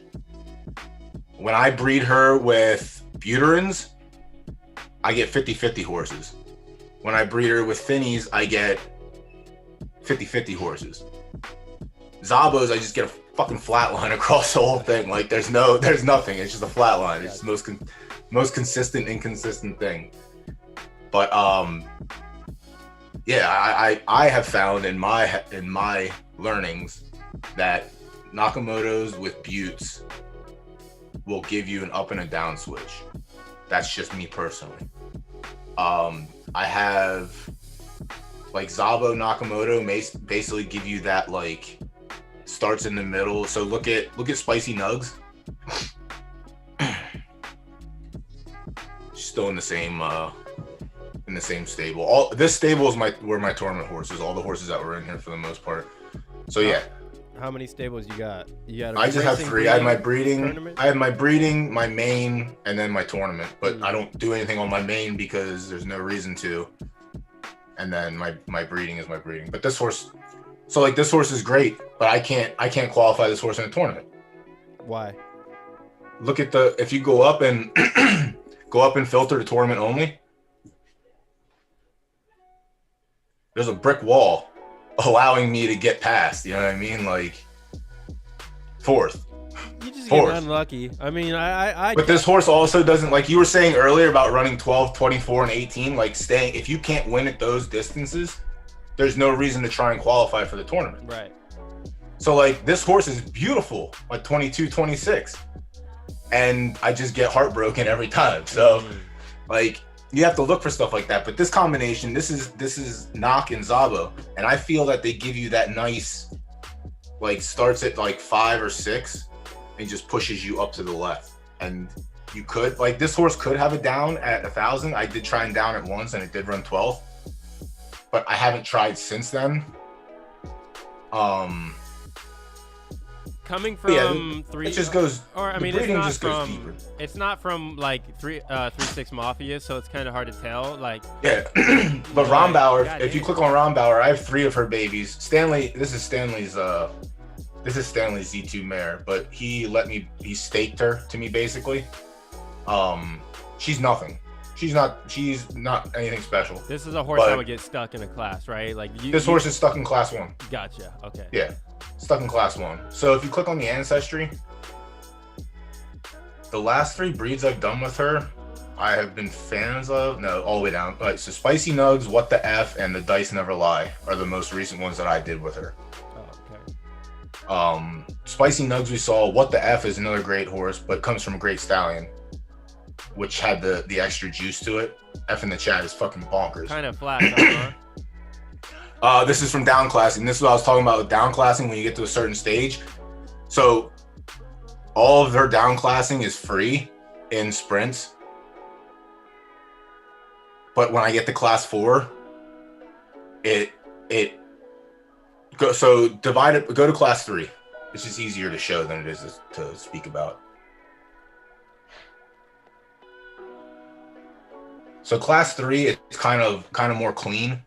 Like 12, she'll go backwards, and 1,000, like before they switched everything, like 9 through 12 was like really hard to hit. But then when you go to class 4, it goes front end. Like there's more on the other side of 7, like 1 through 6. You know what I mean? So like so this horse, if I wanted to go lower, I would have to put it in paid sprints. Go back. Once you get to okay. Once you get to a certain, like this is class 4, so this horse is beating its downclassing like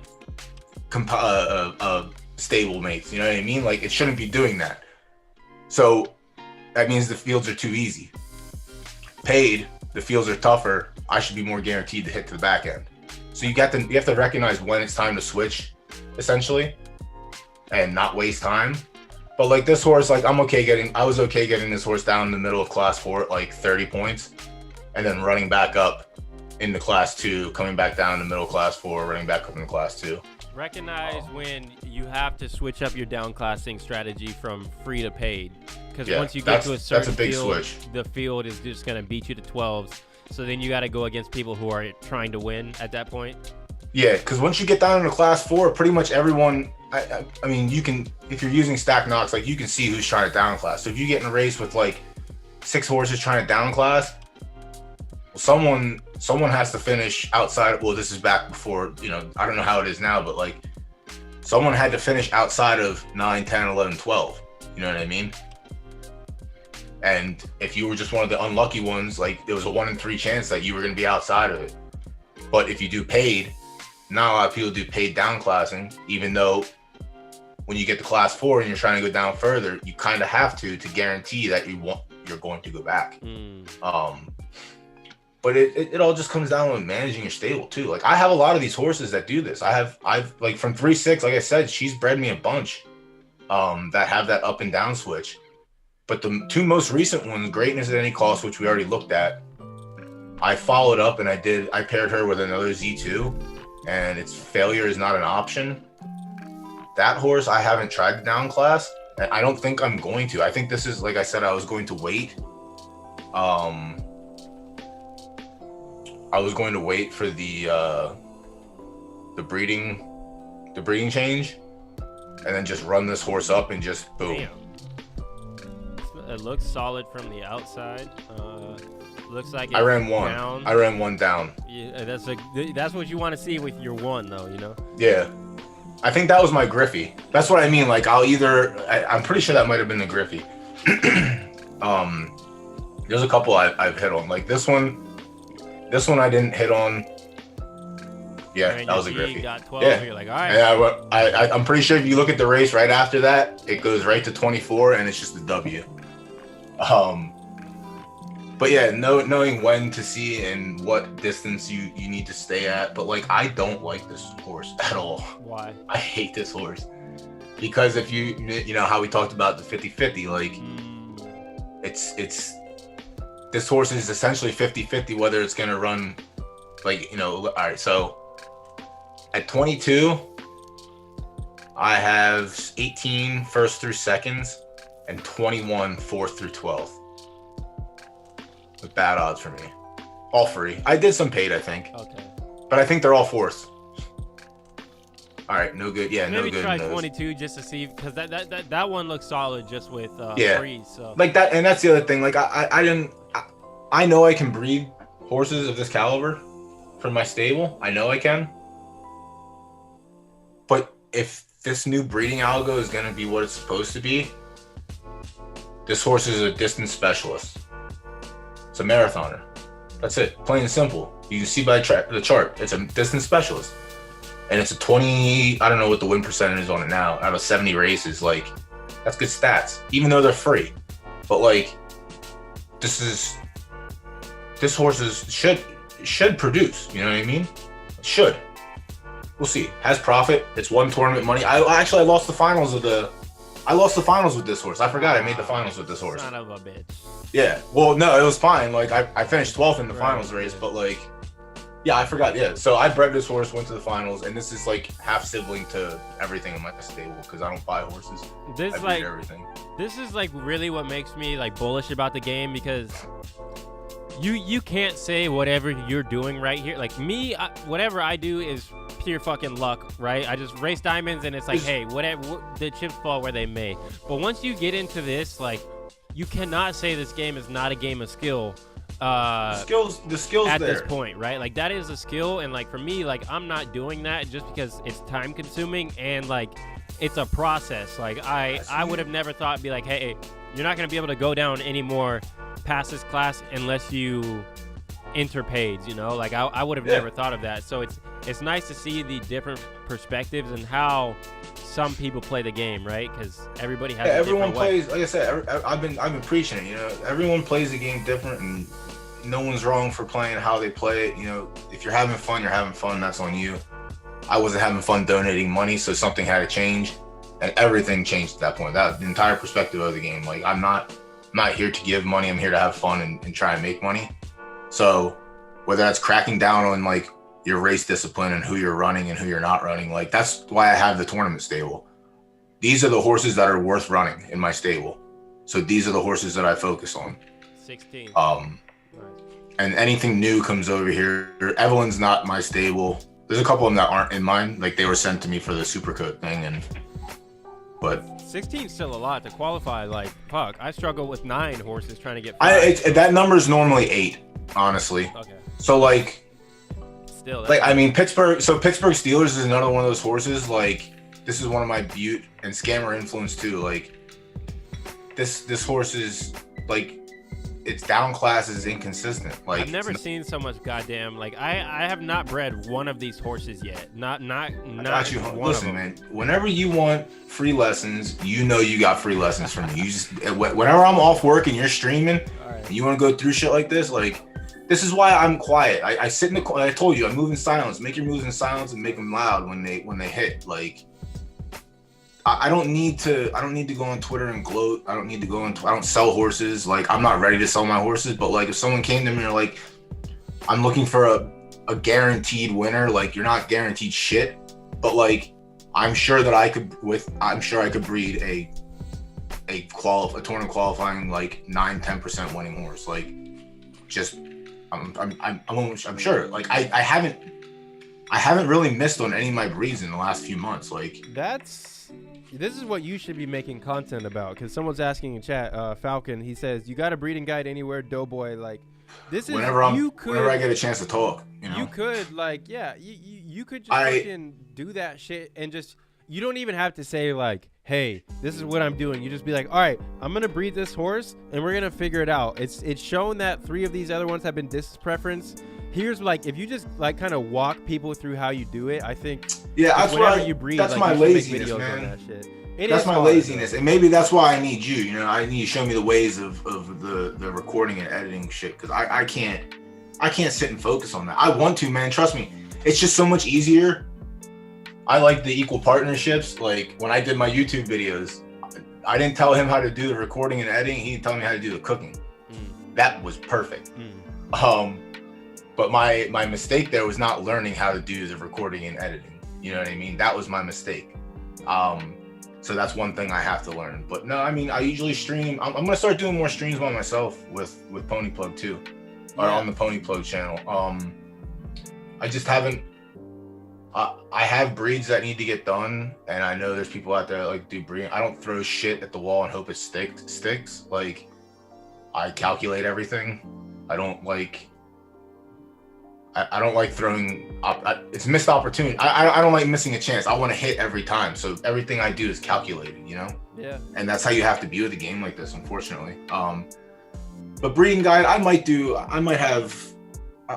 I'm gonna work on something. All you gotta do. We're getting to that point where I like my breeding methods. I've been preaching to people for the last X months, and no one really, you know, I don't have that voice. You know, they listen to the high flyers. So, and I'm not breeding Z1s and Z2s together. I'm breeding fucking Z16s with Z1s and Z2s. No one else is doing that shit. You know what I mean? Like, you don't really see a lot of Z9s with a Z1 combination to make a Z10 legendary, but like at that exclusive level, I'm a nice exclusive breeder for what I got, and it's all buttes. You know, I got a couple now thanks to like Stanley, bless my stable. Like he shipped me that Z2 to stake me with. So like now I got some variety. I got a Z7 Zabo and a Z5 fucking something or other. Like I got all this like nice fresh like Finny and Zabo stallions now. I got a nice Finny mare. Like the stable's starting to happen, but like I just don't have the incentive to breed right now.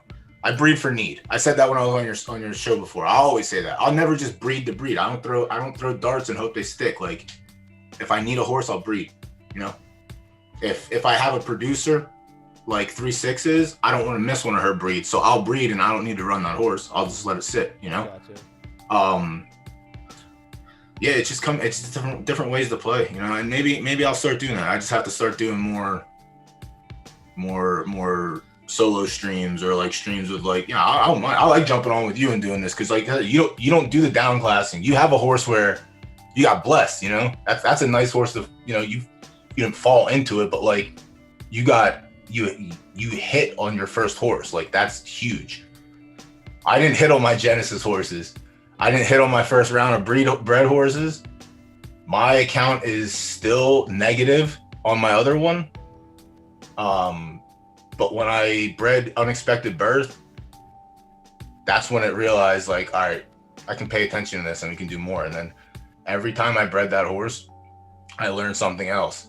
And I learned something else. Like I could show you her chart and show you each time I learned something from her until I figured it out. And I was like, all right, now we're honed in.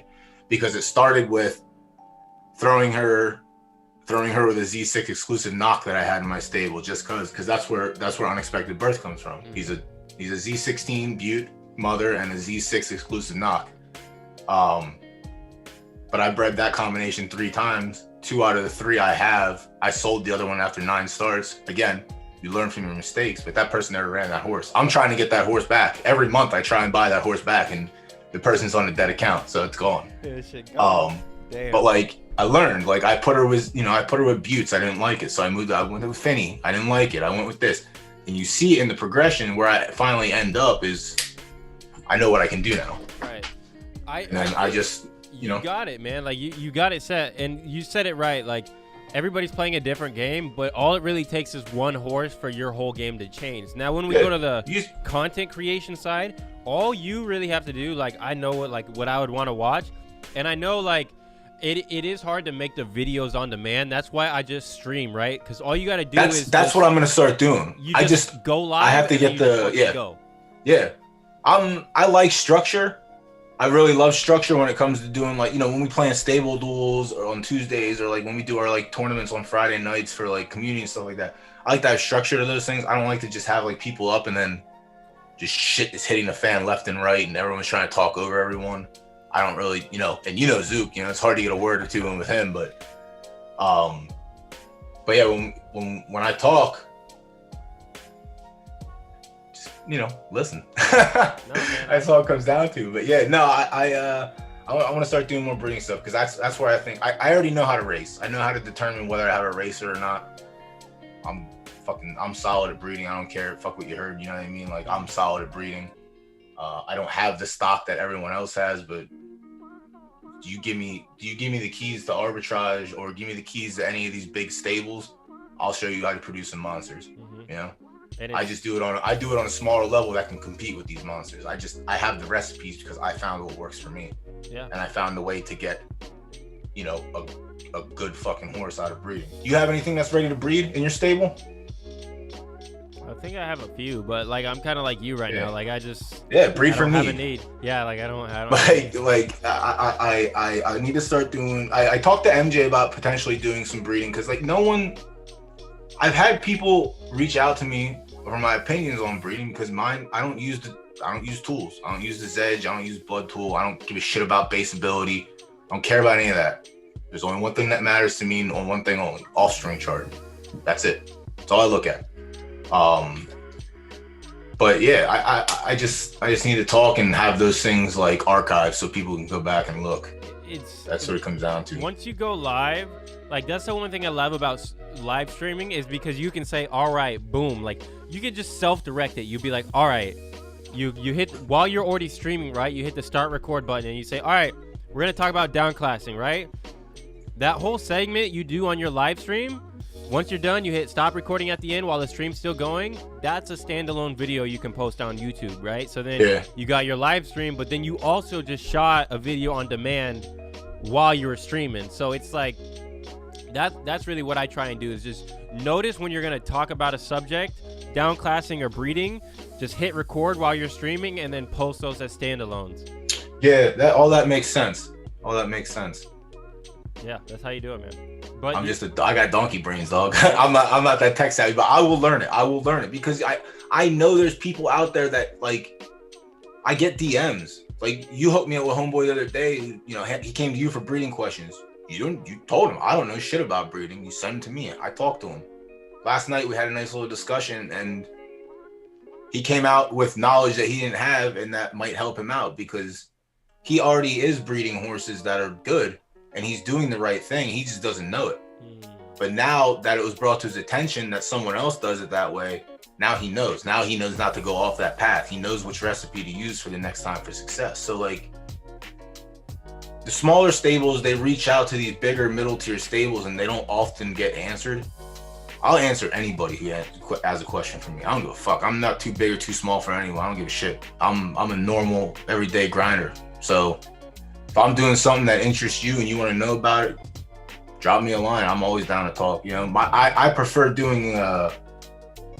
I prefer talking. I don't really like texting and stuff like that. So like the more of I like to do this. I like to sit down and show my work instead of. That's how I learn, by watching someone do something.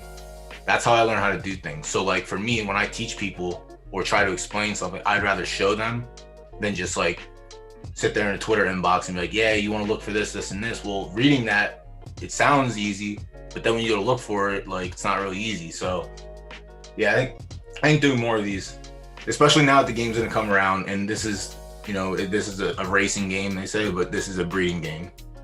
Breeding's gonna be big. And if I got the recipe for it, like, let's show people, you know. I don't got tools. That's all it is. I can teach you how to do it the old pen and pencil way, you know. That's how I do it, you know.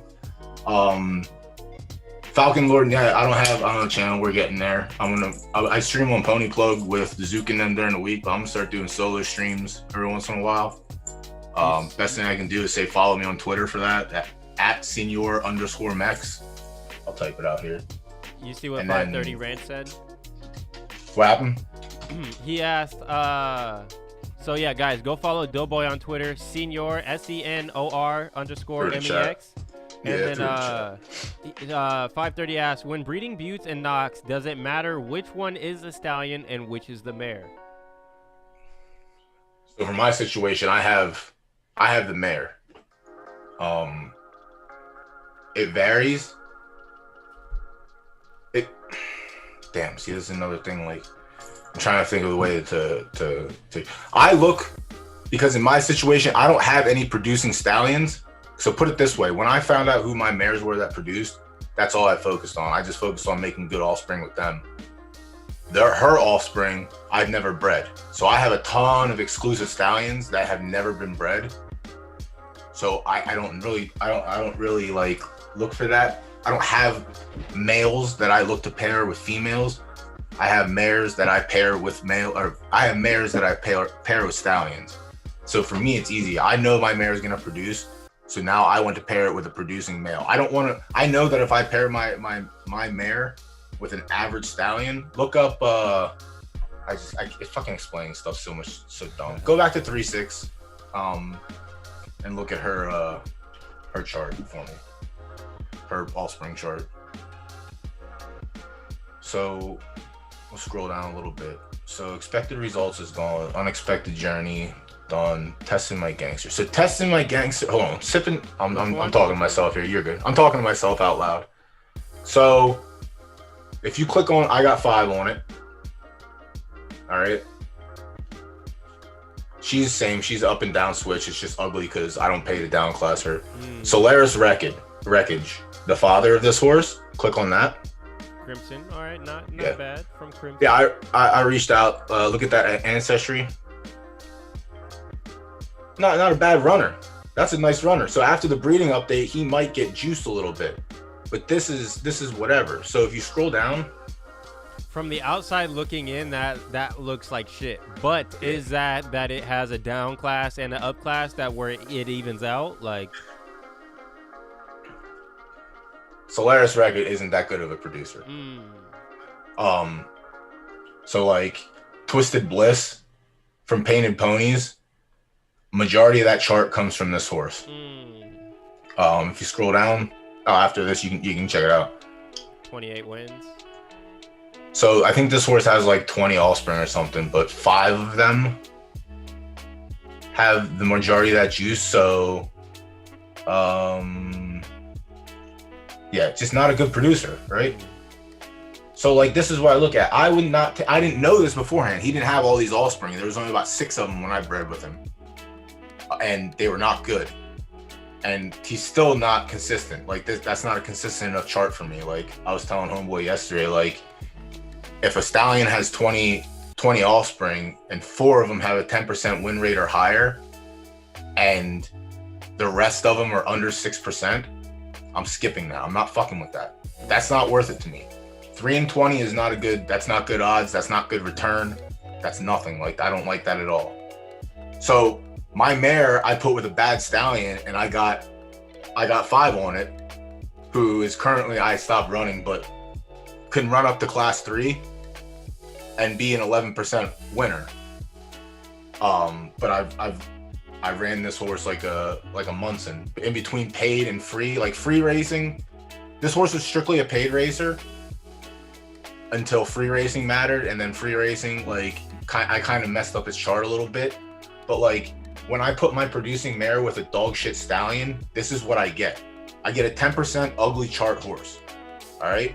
So if you go back to her offspring chart, you're kind of getting the same. This, if you look at this as like a prerequisite to what you would get if you bred it with a good horse, you kind of get like, hey, this horse has the potential to like, it has the potential to down class, and it has the potential to up class because it's more left leaning up in the marathons, and it's down. It looks like it's gonna down class from here, but you could presume like, okay, well, the stallion's not the best, but if I breed it with a better stallion, then this chart should look more right leaning over here and then left leaning over here. Yeah.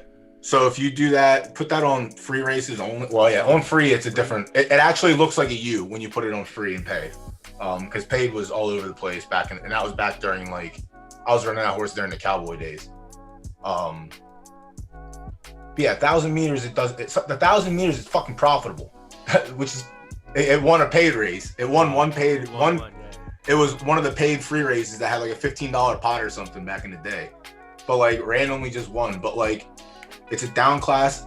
You know, this horse has a problem down classing in free 1,000 meter, but not anymore if it counts 7 to 12. So like now it's a good down classing there. But like, I didn't really mess with this horse. 2,200 in free is shaky. 24 is too shaky for me to like worry about, and 26 is great money. I can qualify the tournament with this horse running 26 only. Then it's a coin flip whether or not we're gonna get there at 24. It's like, this is one of those horses that I benched, but I'm gonna run it up and try and juice its like racing algorithm, and then I'm just going to breed. I bred this horse out a couple times. Again, donkey breeds, just not even trying, and I got dog shit results. So like, if I try, we can get there. Like, these were just like breeding on a Friday night when we were on Pony Plug just to like have a Griffey. So like just literally throwing shit at a wall back in the day. We don't do that anymore. But her mother, you know, that's with a Z10, that's a Z9. So as you progress, I can show you each one of these as it went up on the ancestry, and then I'll let you get to your day. Which one? Click on the ancestry again. So I can show you I each got 5? view. No, on 3-6. Sorry, my fault. All good. We're all over the place. It's all good. So these first two offspring at the top, these are full siblings to unexpected birth. Both the father, the same Z6 Nakamoto exclusive. Unexpected Journey has an up switch and a down switch as well. Unexpected Birth is the best one out of both of them. I got 5 was bred with a Genesis Butte, and I got an average runner, a shitty Genesis Butte stallion. Got an average runner. Gangster Boo is with a Finney, I believe, and that horse is a fucking 50-50 horse. But I know that because it's a Finney. Greatness at Any Cost underneath you is a Z2 Nakamoto stallion. You get what you know what I mean? I got what I put in. Like, that's what I wanted. That's what I expected to happen. But that was the second to last breed. And failure is not an option. The one we looked at that's just straight up in the wing column. Those are my 2 most recent breeds with her, and they're both Z2 Genesis stallions. So both of those are perfect examples of if you find your recipe, you can improve your recipe every single time, just like in real life, and it'll get better and better and better as long as you do better and better and better. Like the stock of stallion you choose, you know what I mean? Like, you see why, like, this is Rock the Fakey's nice for a Z2. I don't think I have the best offspring by far. I haven't seen, and Failure is also like one of those horses, like, he flamed in paid races, but I never tried. I never like took it serious because it was during tournament time. But you know, if you gotta lock in. I just gotta do I have a lot of stuff coming up for breeding. I don't have many breeding deals. I don't really do breeding deals to answer. Who asked? Someone asked. Deals. Yeah, Falcon Lord. I don't really do that many breeding deals. Guys, stick to myself. I reach out to people. Like, I reached out to Aunt KK for an acceptance breed. I reached out to Lacey for Rock the Fakey because I heard she put him in that day, and I asked. I said, "Hey, are you taking all 3?" "Nah, go ahead, take one." All right, I snatched one up. I reached out to Keith and I traded. Like, I made trades for breeds. Like, I traded chickens for breeds. Like, other NFTs for breeds. Like, you just gotta go out and find these things. Like, you can sit there and just look through you can look through Zed at the stallions and like try and base what you're gonna do off of what they're like. If you look at the stallions offspring chart, it'll say average 10% winner. Well, you gotta scroll down and look, because there could be a lot of zeros and one horse weighing that down. That's my process. Like, I'm not going and breeding with stallions that aren't proven, aren't above 60%. Essentially is what 60-65% like success rate I want. And once you do that, you're good. As far as like, and for breeding first time mares, like a lot of the exclusive fillies that I have that haven't been bred yet, when I go to breed them, I'm using that same strategy. I'm only breeding with proven stallions. I personally don't care what the Z number is or what breed it is, as long as it can produce. That's it. That's been my strategy from day one. I don't care what the number is. I don't care if you're a Genesis, whatever. I've had success breeding cross horses. Like I've got like Unexpected Birth. I bred him with my Genesis mare and got fucking Chicken Nugget Scam, who's a 10% winner, who's placed in tournaments and has won paid races, like, and it's a cross. It's a Z30 or Z32 cross filly. Like, you can do it. You just gotta pay attention, make things calculated. You know what I mean? Yeah. Especially like, I'm not a big stable. Again, I didn't come in here with ETH. I came in with $1,200. You know, I got in the first couple drops. You know, I did good. The second drop, I had enough to get a Finny, and then I ended up selling that Finny for an ETH, unraised, untouched, and that got me started where I'm at now. Like, my whole portfolio started because of that. So like, it's just how you approach the game. 100%. I hustled, you know. Yeah. I've always hustled. Hustle or get lucky through breeding a horse, winning a tournament.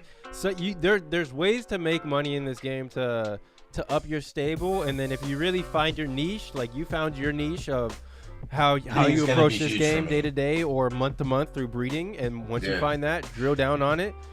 I think Ryan from Know Your Horses was saying last night on Zed News Network, like, find your niche. Just like in the stock market, some people trade options, some people trade futures, some people do puts, but find out what works for you, drill down on that, and then you can breeding I feel is going to be a big game changer for me. Like I said, my methods clearly work. I know what I'm doing. And it's not to sound cocky, you know what I mean? It's not. Like, if anyone's ever watched me on your show or any on stream, like, I'm very confident when I speak in what I know. But with breeding, I've been on the breeding recipe for the last few months, and the people that know it and that recognize me as a good breeder in the game, like, are the ones that have been talking to me, like, and asking me questions and asking for advice. Like, I don't go on Twitter and gloat for the most part. It's not my thing. Like, when I see something I like, I reach out and keep it quiet. Move in silence. That's it. Move in silence.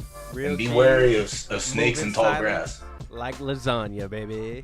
Yeah, and just be wary of snakes and tall grass. That's all. That's it. You know, always do your homework on people you talk to and make deals with. Don't fucking do anything blind. You're never wrong for asking questions, you know. But if you see something that you like, you know what I mean, and you know, with our community, like, everyone's pretty, for the most part, everyone's pretty straightforward, it's pretty chill. You know, you could reach out to some people and be like, hey, I'd like to get a breed off that. And you know what? Most of the time, all right, I'll hit you up when I'm doing this again. You know what I mean? Like, you reached out one day, like, yo, I got Diamonds breed open. Do you want to take it? I respectfully declined. And we went on from there. Like, I've had people hit me up, yo, I'm putting X, Y, and Z in the stud. If you want to take one, I'm only taking two. Let me know. Like, just don't be a dick, you know?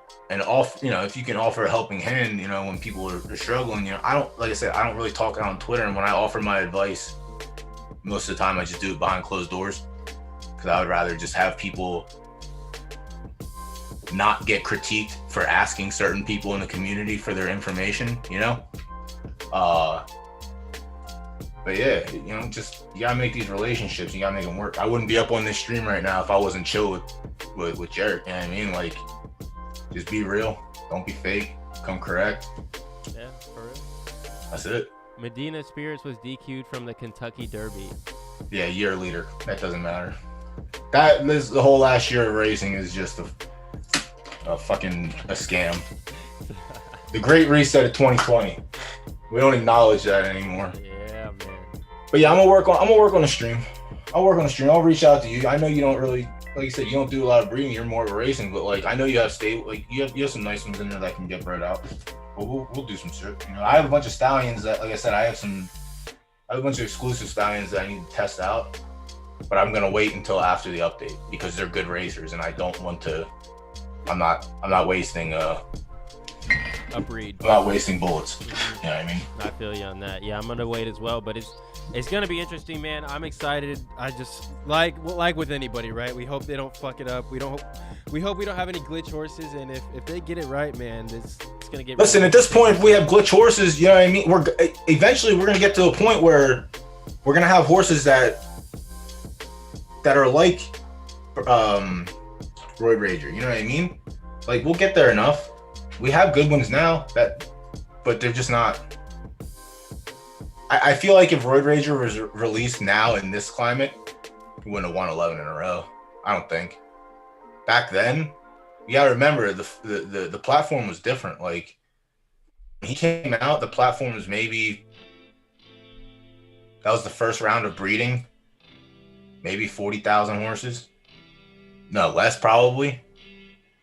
So like, and everyone back then was just throwing shit at the wall to see what happens. You know, no one really knew anything about it. There was no tools or anything. So really sad that breed right now, maybe it's a different situation. Maybe it's still good, but maybe it's not 11 wins in a row good, winning $50 races good. Like, maybe it's placing in the $50, but who knows? But yeah, I think we'll get to a point, you know, if this game holds up, we'll get to a point where we have that ecosystem where you're coming to Doughboy for an exclusive stakes runner at that point. You know, you're not coming for a paid race, or you're coming for a tournament racer who's going to cash, you know, a couple $100 every week from Buterin stakes, or, you know, exclusive stakes, legendary stakes, you know, wherever we're at, you know. But, you know, they're building a horse racing game. I hope they have horse racing people on the inside, which I don't think they do. I don't think they do, but hey, just keep this game alive. Bunch of fucking nerds. That's it. Keep the game alive, and we'll be good, right? Get some horse racing brains in there. You know, my door is always open for horse racing questions. I've been comparing. You're to build a horse racing game, you got to mimic horse racing in real life. But you know, I don't have that push and pull with this voice. You know, so it doesn't really get heard. You see Peninsula Cortez? You see his thread last night?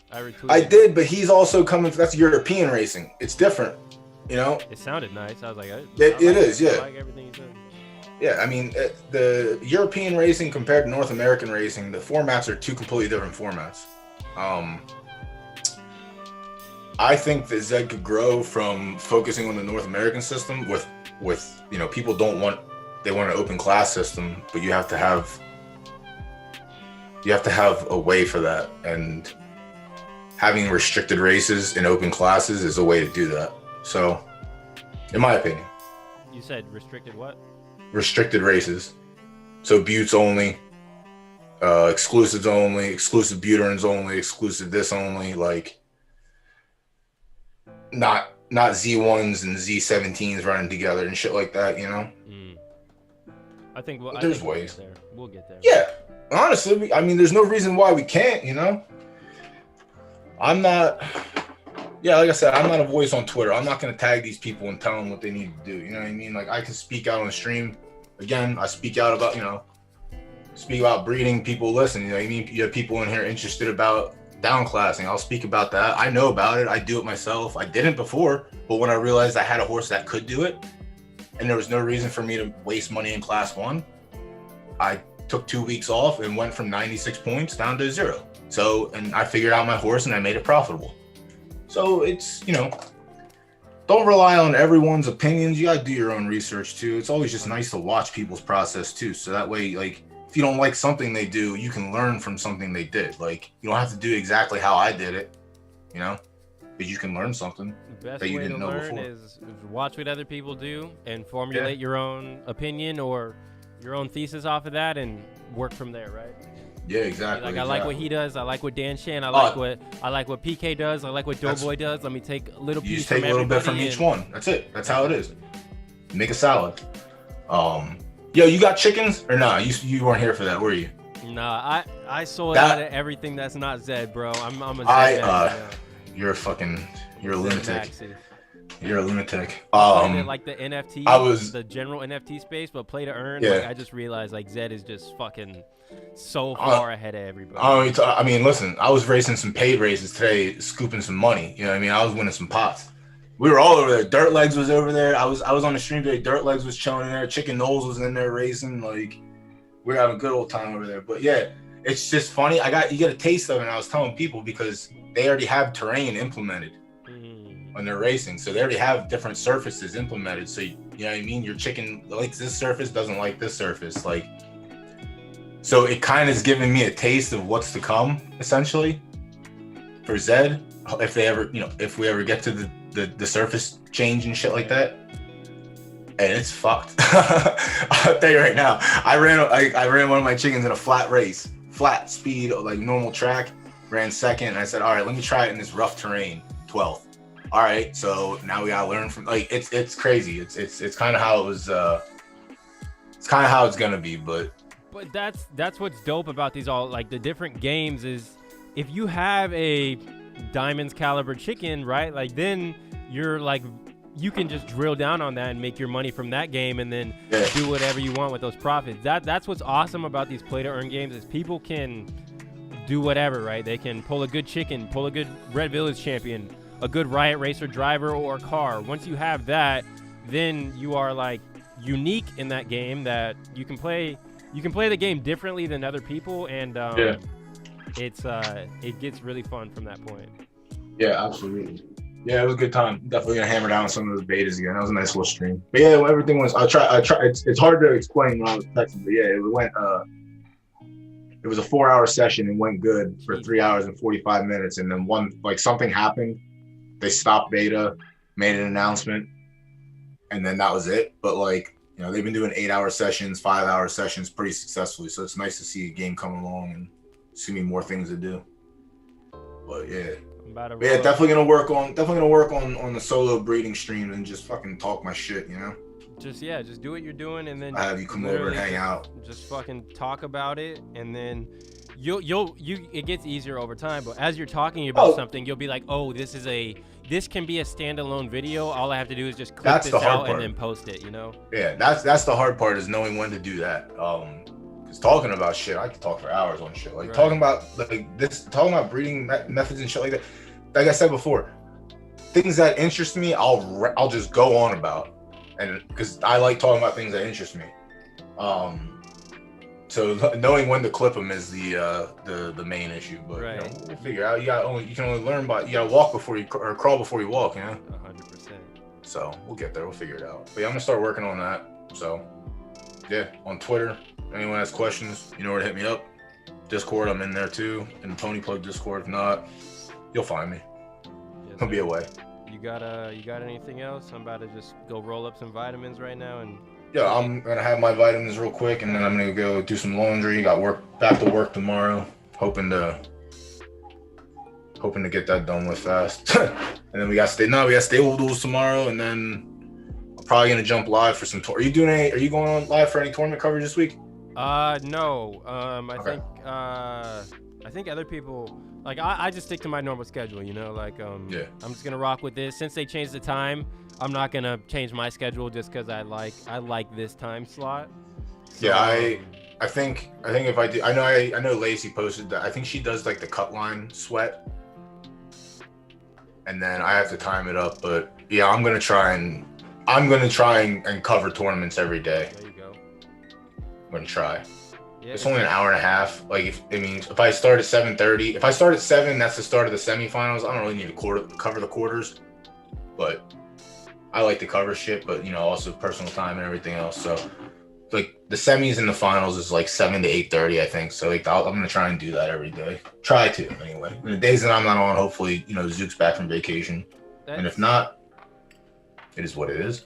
It's good we content. Move on. You give people a chance to watch their horses. If they're busy, they don't have to go onto the website, go on their phone at work. They can just listen. And then with me, exactly. we talk shit half the time. So we got probably wasn't the best. Like, if people wanted to watch their horse and us talk about them, like it's hard when every fucking race fires 5 seconds after the next. Like there's no break in between to it's tough. So when I do it, I'm not going to cover tournament B, unfortunately. Like, respect to everyone who's in there. I know there's some good horses and there's some small trainers that are, trying to come up. But if I want structure, like I said, You know what I mean? I don't like having a shit show, and the shit show is just jumping back and forth, missing 3 races here and there. It's like I'm just gonna focus on one, and then when we get to the semis, you have a couple more minutes in between this and that. But yeah, the quarters is almost impossible to cover and just try and like produce content around it. Yeah. 100%. But yeah, semis and on, it should be no problem. We'll do. Big Boy Bang Hill Chicken Derby is the name of it. It's Mario Kart with chickens, essentially. It's also, they just, it's in beta right now, so you can't really do anything. But I have beta access, and I'll stream it today. I'm also gonna do that too. I'm gonna keep trying to stream some of that whenever I can. Get more of these games out there as they come out. It's gonna be fun. This year should be, hopefully we have a nice upside of a lot of gaming to come. And I don't have to worry about waking up for work tomorrow in the future. All I gotta do is wake up, click the record button, and just fucking stream away. That's the dream, man. And that's what I mean by some people are playing a different game than other people in Zed. Like, that's what I wake up and do, but that was all out of pure luck, right? And then who's to say you can't do that in Chicken Derby or something, right? I was doing it today, man. This shit was fun. It was good stuff. Nah, there's no racing yet. It's only beta. So if you didn't get, Big Boy, if you didn't get into the beta, you aren't eligible to participate in racing. That's just what it is. But yeah, I mean, I had someone I was streaming today, and someone reached out. They're like, "Yo, I have a chicken, but I'm not in beta. Can I send it to you and run it?" And I was trying to get it run on stream, but the last 15 minutes is shit out. So, but yeah, I mean, it's in beta. It's fun. It's just fucking weird, dog. Like, those races are so weird. Like, the sprints, it's crazy. As soon as like the sprints take off, 2 chickens will jump out like 5 chicken lengths in front. And then it's just a complete shit show whether they hold or not. Like, it's crazy. You get the slingshot from the back and shit. It's really weird because they're not running with the special talents. So like you don't get to see the Mario Kart abilities yet. Like dropping anvils on motherfuckers, like teleporting, hitting your rocket skates and shit. Like you don't get to see that. But you get to enter horses or enter your chickens for a small amount or a large amount. How much is it? What's the small? Bro, I was going over it today, and it was juice. Because the way they have it set, there's only 3 classes, or 3 pecking orders, A, B, and C. But each one, the race values, they range from entry of $2.50, $4, $8, $11, $15, $19, $27, $38, $52, $251. Like, it's not like 2, 5, 10, 25, 100, 500. There's just a bunch of different ranges, and it was nice. They got it's a blessing because you don't have to pick a gate number. So I was so fucking spoiled today. I was so happy today just clicking enter. It was nice. But yeah, with more games, we'll be doing more streaming on that shit. But that's the one I've been in. We looked at it today. I minted that 7 months ago. So I've been holding for 7 months. Yeah. So it was nice to get in and sit down and actually do some racing. Good stuff, man. Yeah, enjoy your salad. I'm gonna have a little shot of vitamins and go do some laundry and hang out with the wife. Yeah, I'm with you, man. I don't think I got shit else to do today. I'll probably go train tonight, and then that's it. Yeah, what are you doing? You gonna be a fighter or what? You just doing it for mental discipline? Yeah, that's my plan. Like, if I had to give you my end game, this is just me building a fan base right now, and then like my end game is martial arts. Yo, I want to be in your corner for your first fight. I'll fly out. You're gonna need me in that corner. You know what I'm saying? I got you. You need this kind of motivation in your corner. I'll jump that fucking fence and make you fight. I got you, man. Yeah, we got time. Man. Nothing but time. But yeah, that's one of my passions. And then I fucking got diamonds, and my life changed from there. So I fell off on training. Started doing. I compare it to juggling. It's like I'm juggling training, work, YouTube, right? And so now I got it right. But then I got diamonds, and I'm like, okay. But you're doing what most kids. You're a kid to me. You're 10 years younger than me. You're a fucking kid. Yeah, you're 22. You're 13 years younger than me. You're a kid. You're doing what most kids your age would not do. You're disciplining yourself. You're doing, like, that's the crazy part. You know what I mean? Like, I had to learn discipline early, but like when I was your age, I just wanted to have fun. You know what I mean? I just want to go out and rage. But you know, you're on the right track. Yeah. And you got martial arts too. Martial arts is fucking huge for discipline. You can't fuck around. There's no way you lack discipline if you do martial arts. It's like you fail yourself essentially. And no one wants to fail themselves. Right. Can't do that. Right. And you really find out like, yeah, you got to push yourself in some moments you don't want to. So yeah, you definitely. Yeah, man. To add struggle into your day is hard every day. To add intentional struggle through workouts. I need to get my ass on the fucking. I need to get my ass on the elliptical today. That's what I need to do. I need to stop telling myself and actually just do it. That's the hardest part. I'll tell you this. The hardest part of anything is mentally getting there. Once you get there, you're fine. Once you start running, once you first walk into the gym or once you get on the elliptical, you're good. But for me, you just gotta get in that rhythm. Right. It's the mind fuck every day. Every day it's like you'll complete it and you'll feel amazing afterwards, right? You wake up the next day and then you're like, I don't want to do it, because you know, like the first couple days because you're sore and shit, but once you get in that routine, just like anything, everything comes easy. You're used to it. Like, you don't gotta worry about the soreness and the irritation. I don't want to do this because it's irritating me. Now it's part of your routine. You know, now you have to do it. But yeah, now you don't control the chicken. It's based off an algorithm as well. They just have different levels, essentially, like perfection levels from 90 to 100, and it's a lot. Yeah, check out Chicken Derby. It's bitlovin.com or whatever, I think. And on Twitter, they're on Twitter at bitlovin, but they have a roadmap and they go over all the shit on there too. It's pretty dope. But we should be coming up to hopefully full. They're through phase 5 of 6 so far. So I think the last phase is to run like multiple days without having to stop. Basically, multiple days without an injury, kind of deal. You know what I mean? So hopefully we get there. But yeah, man, I'm hyped.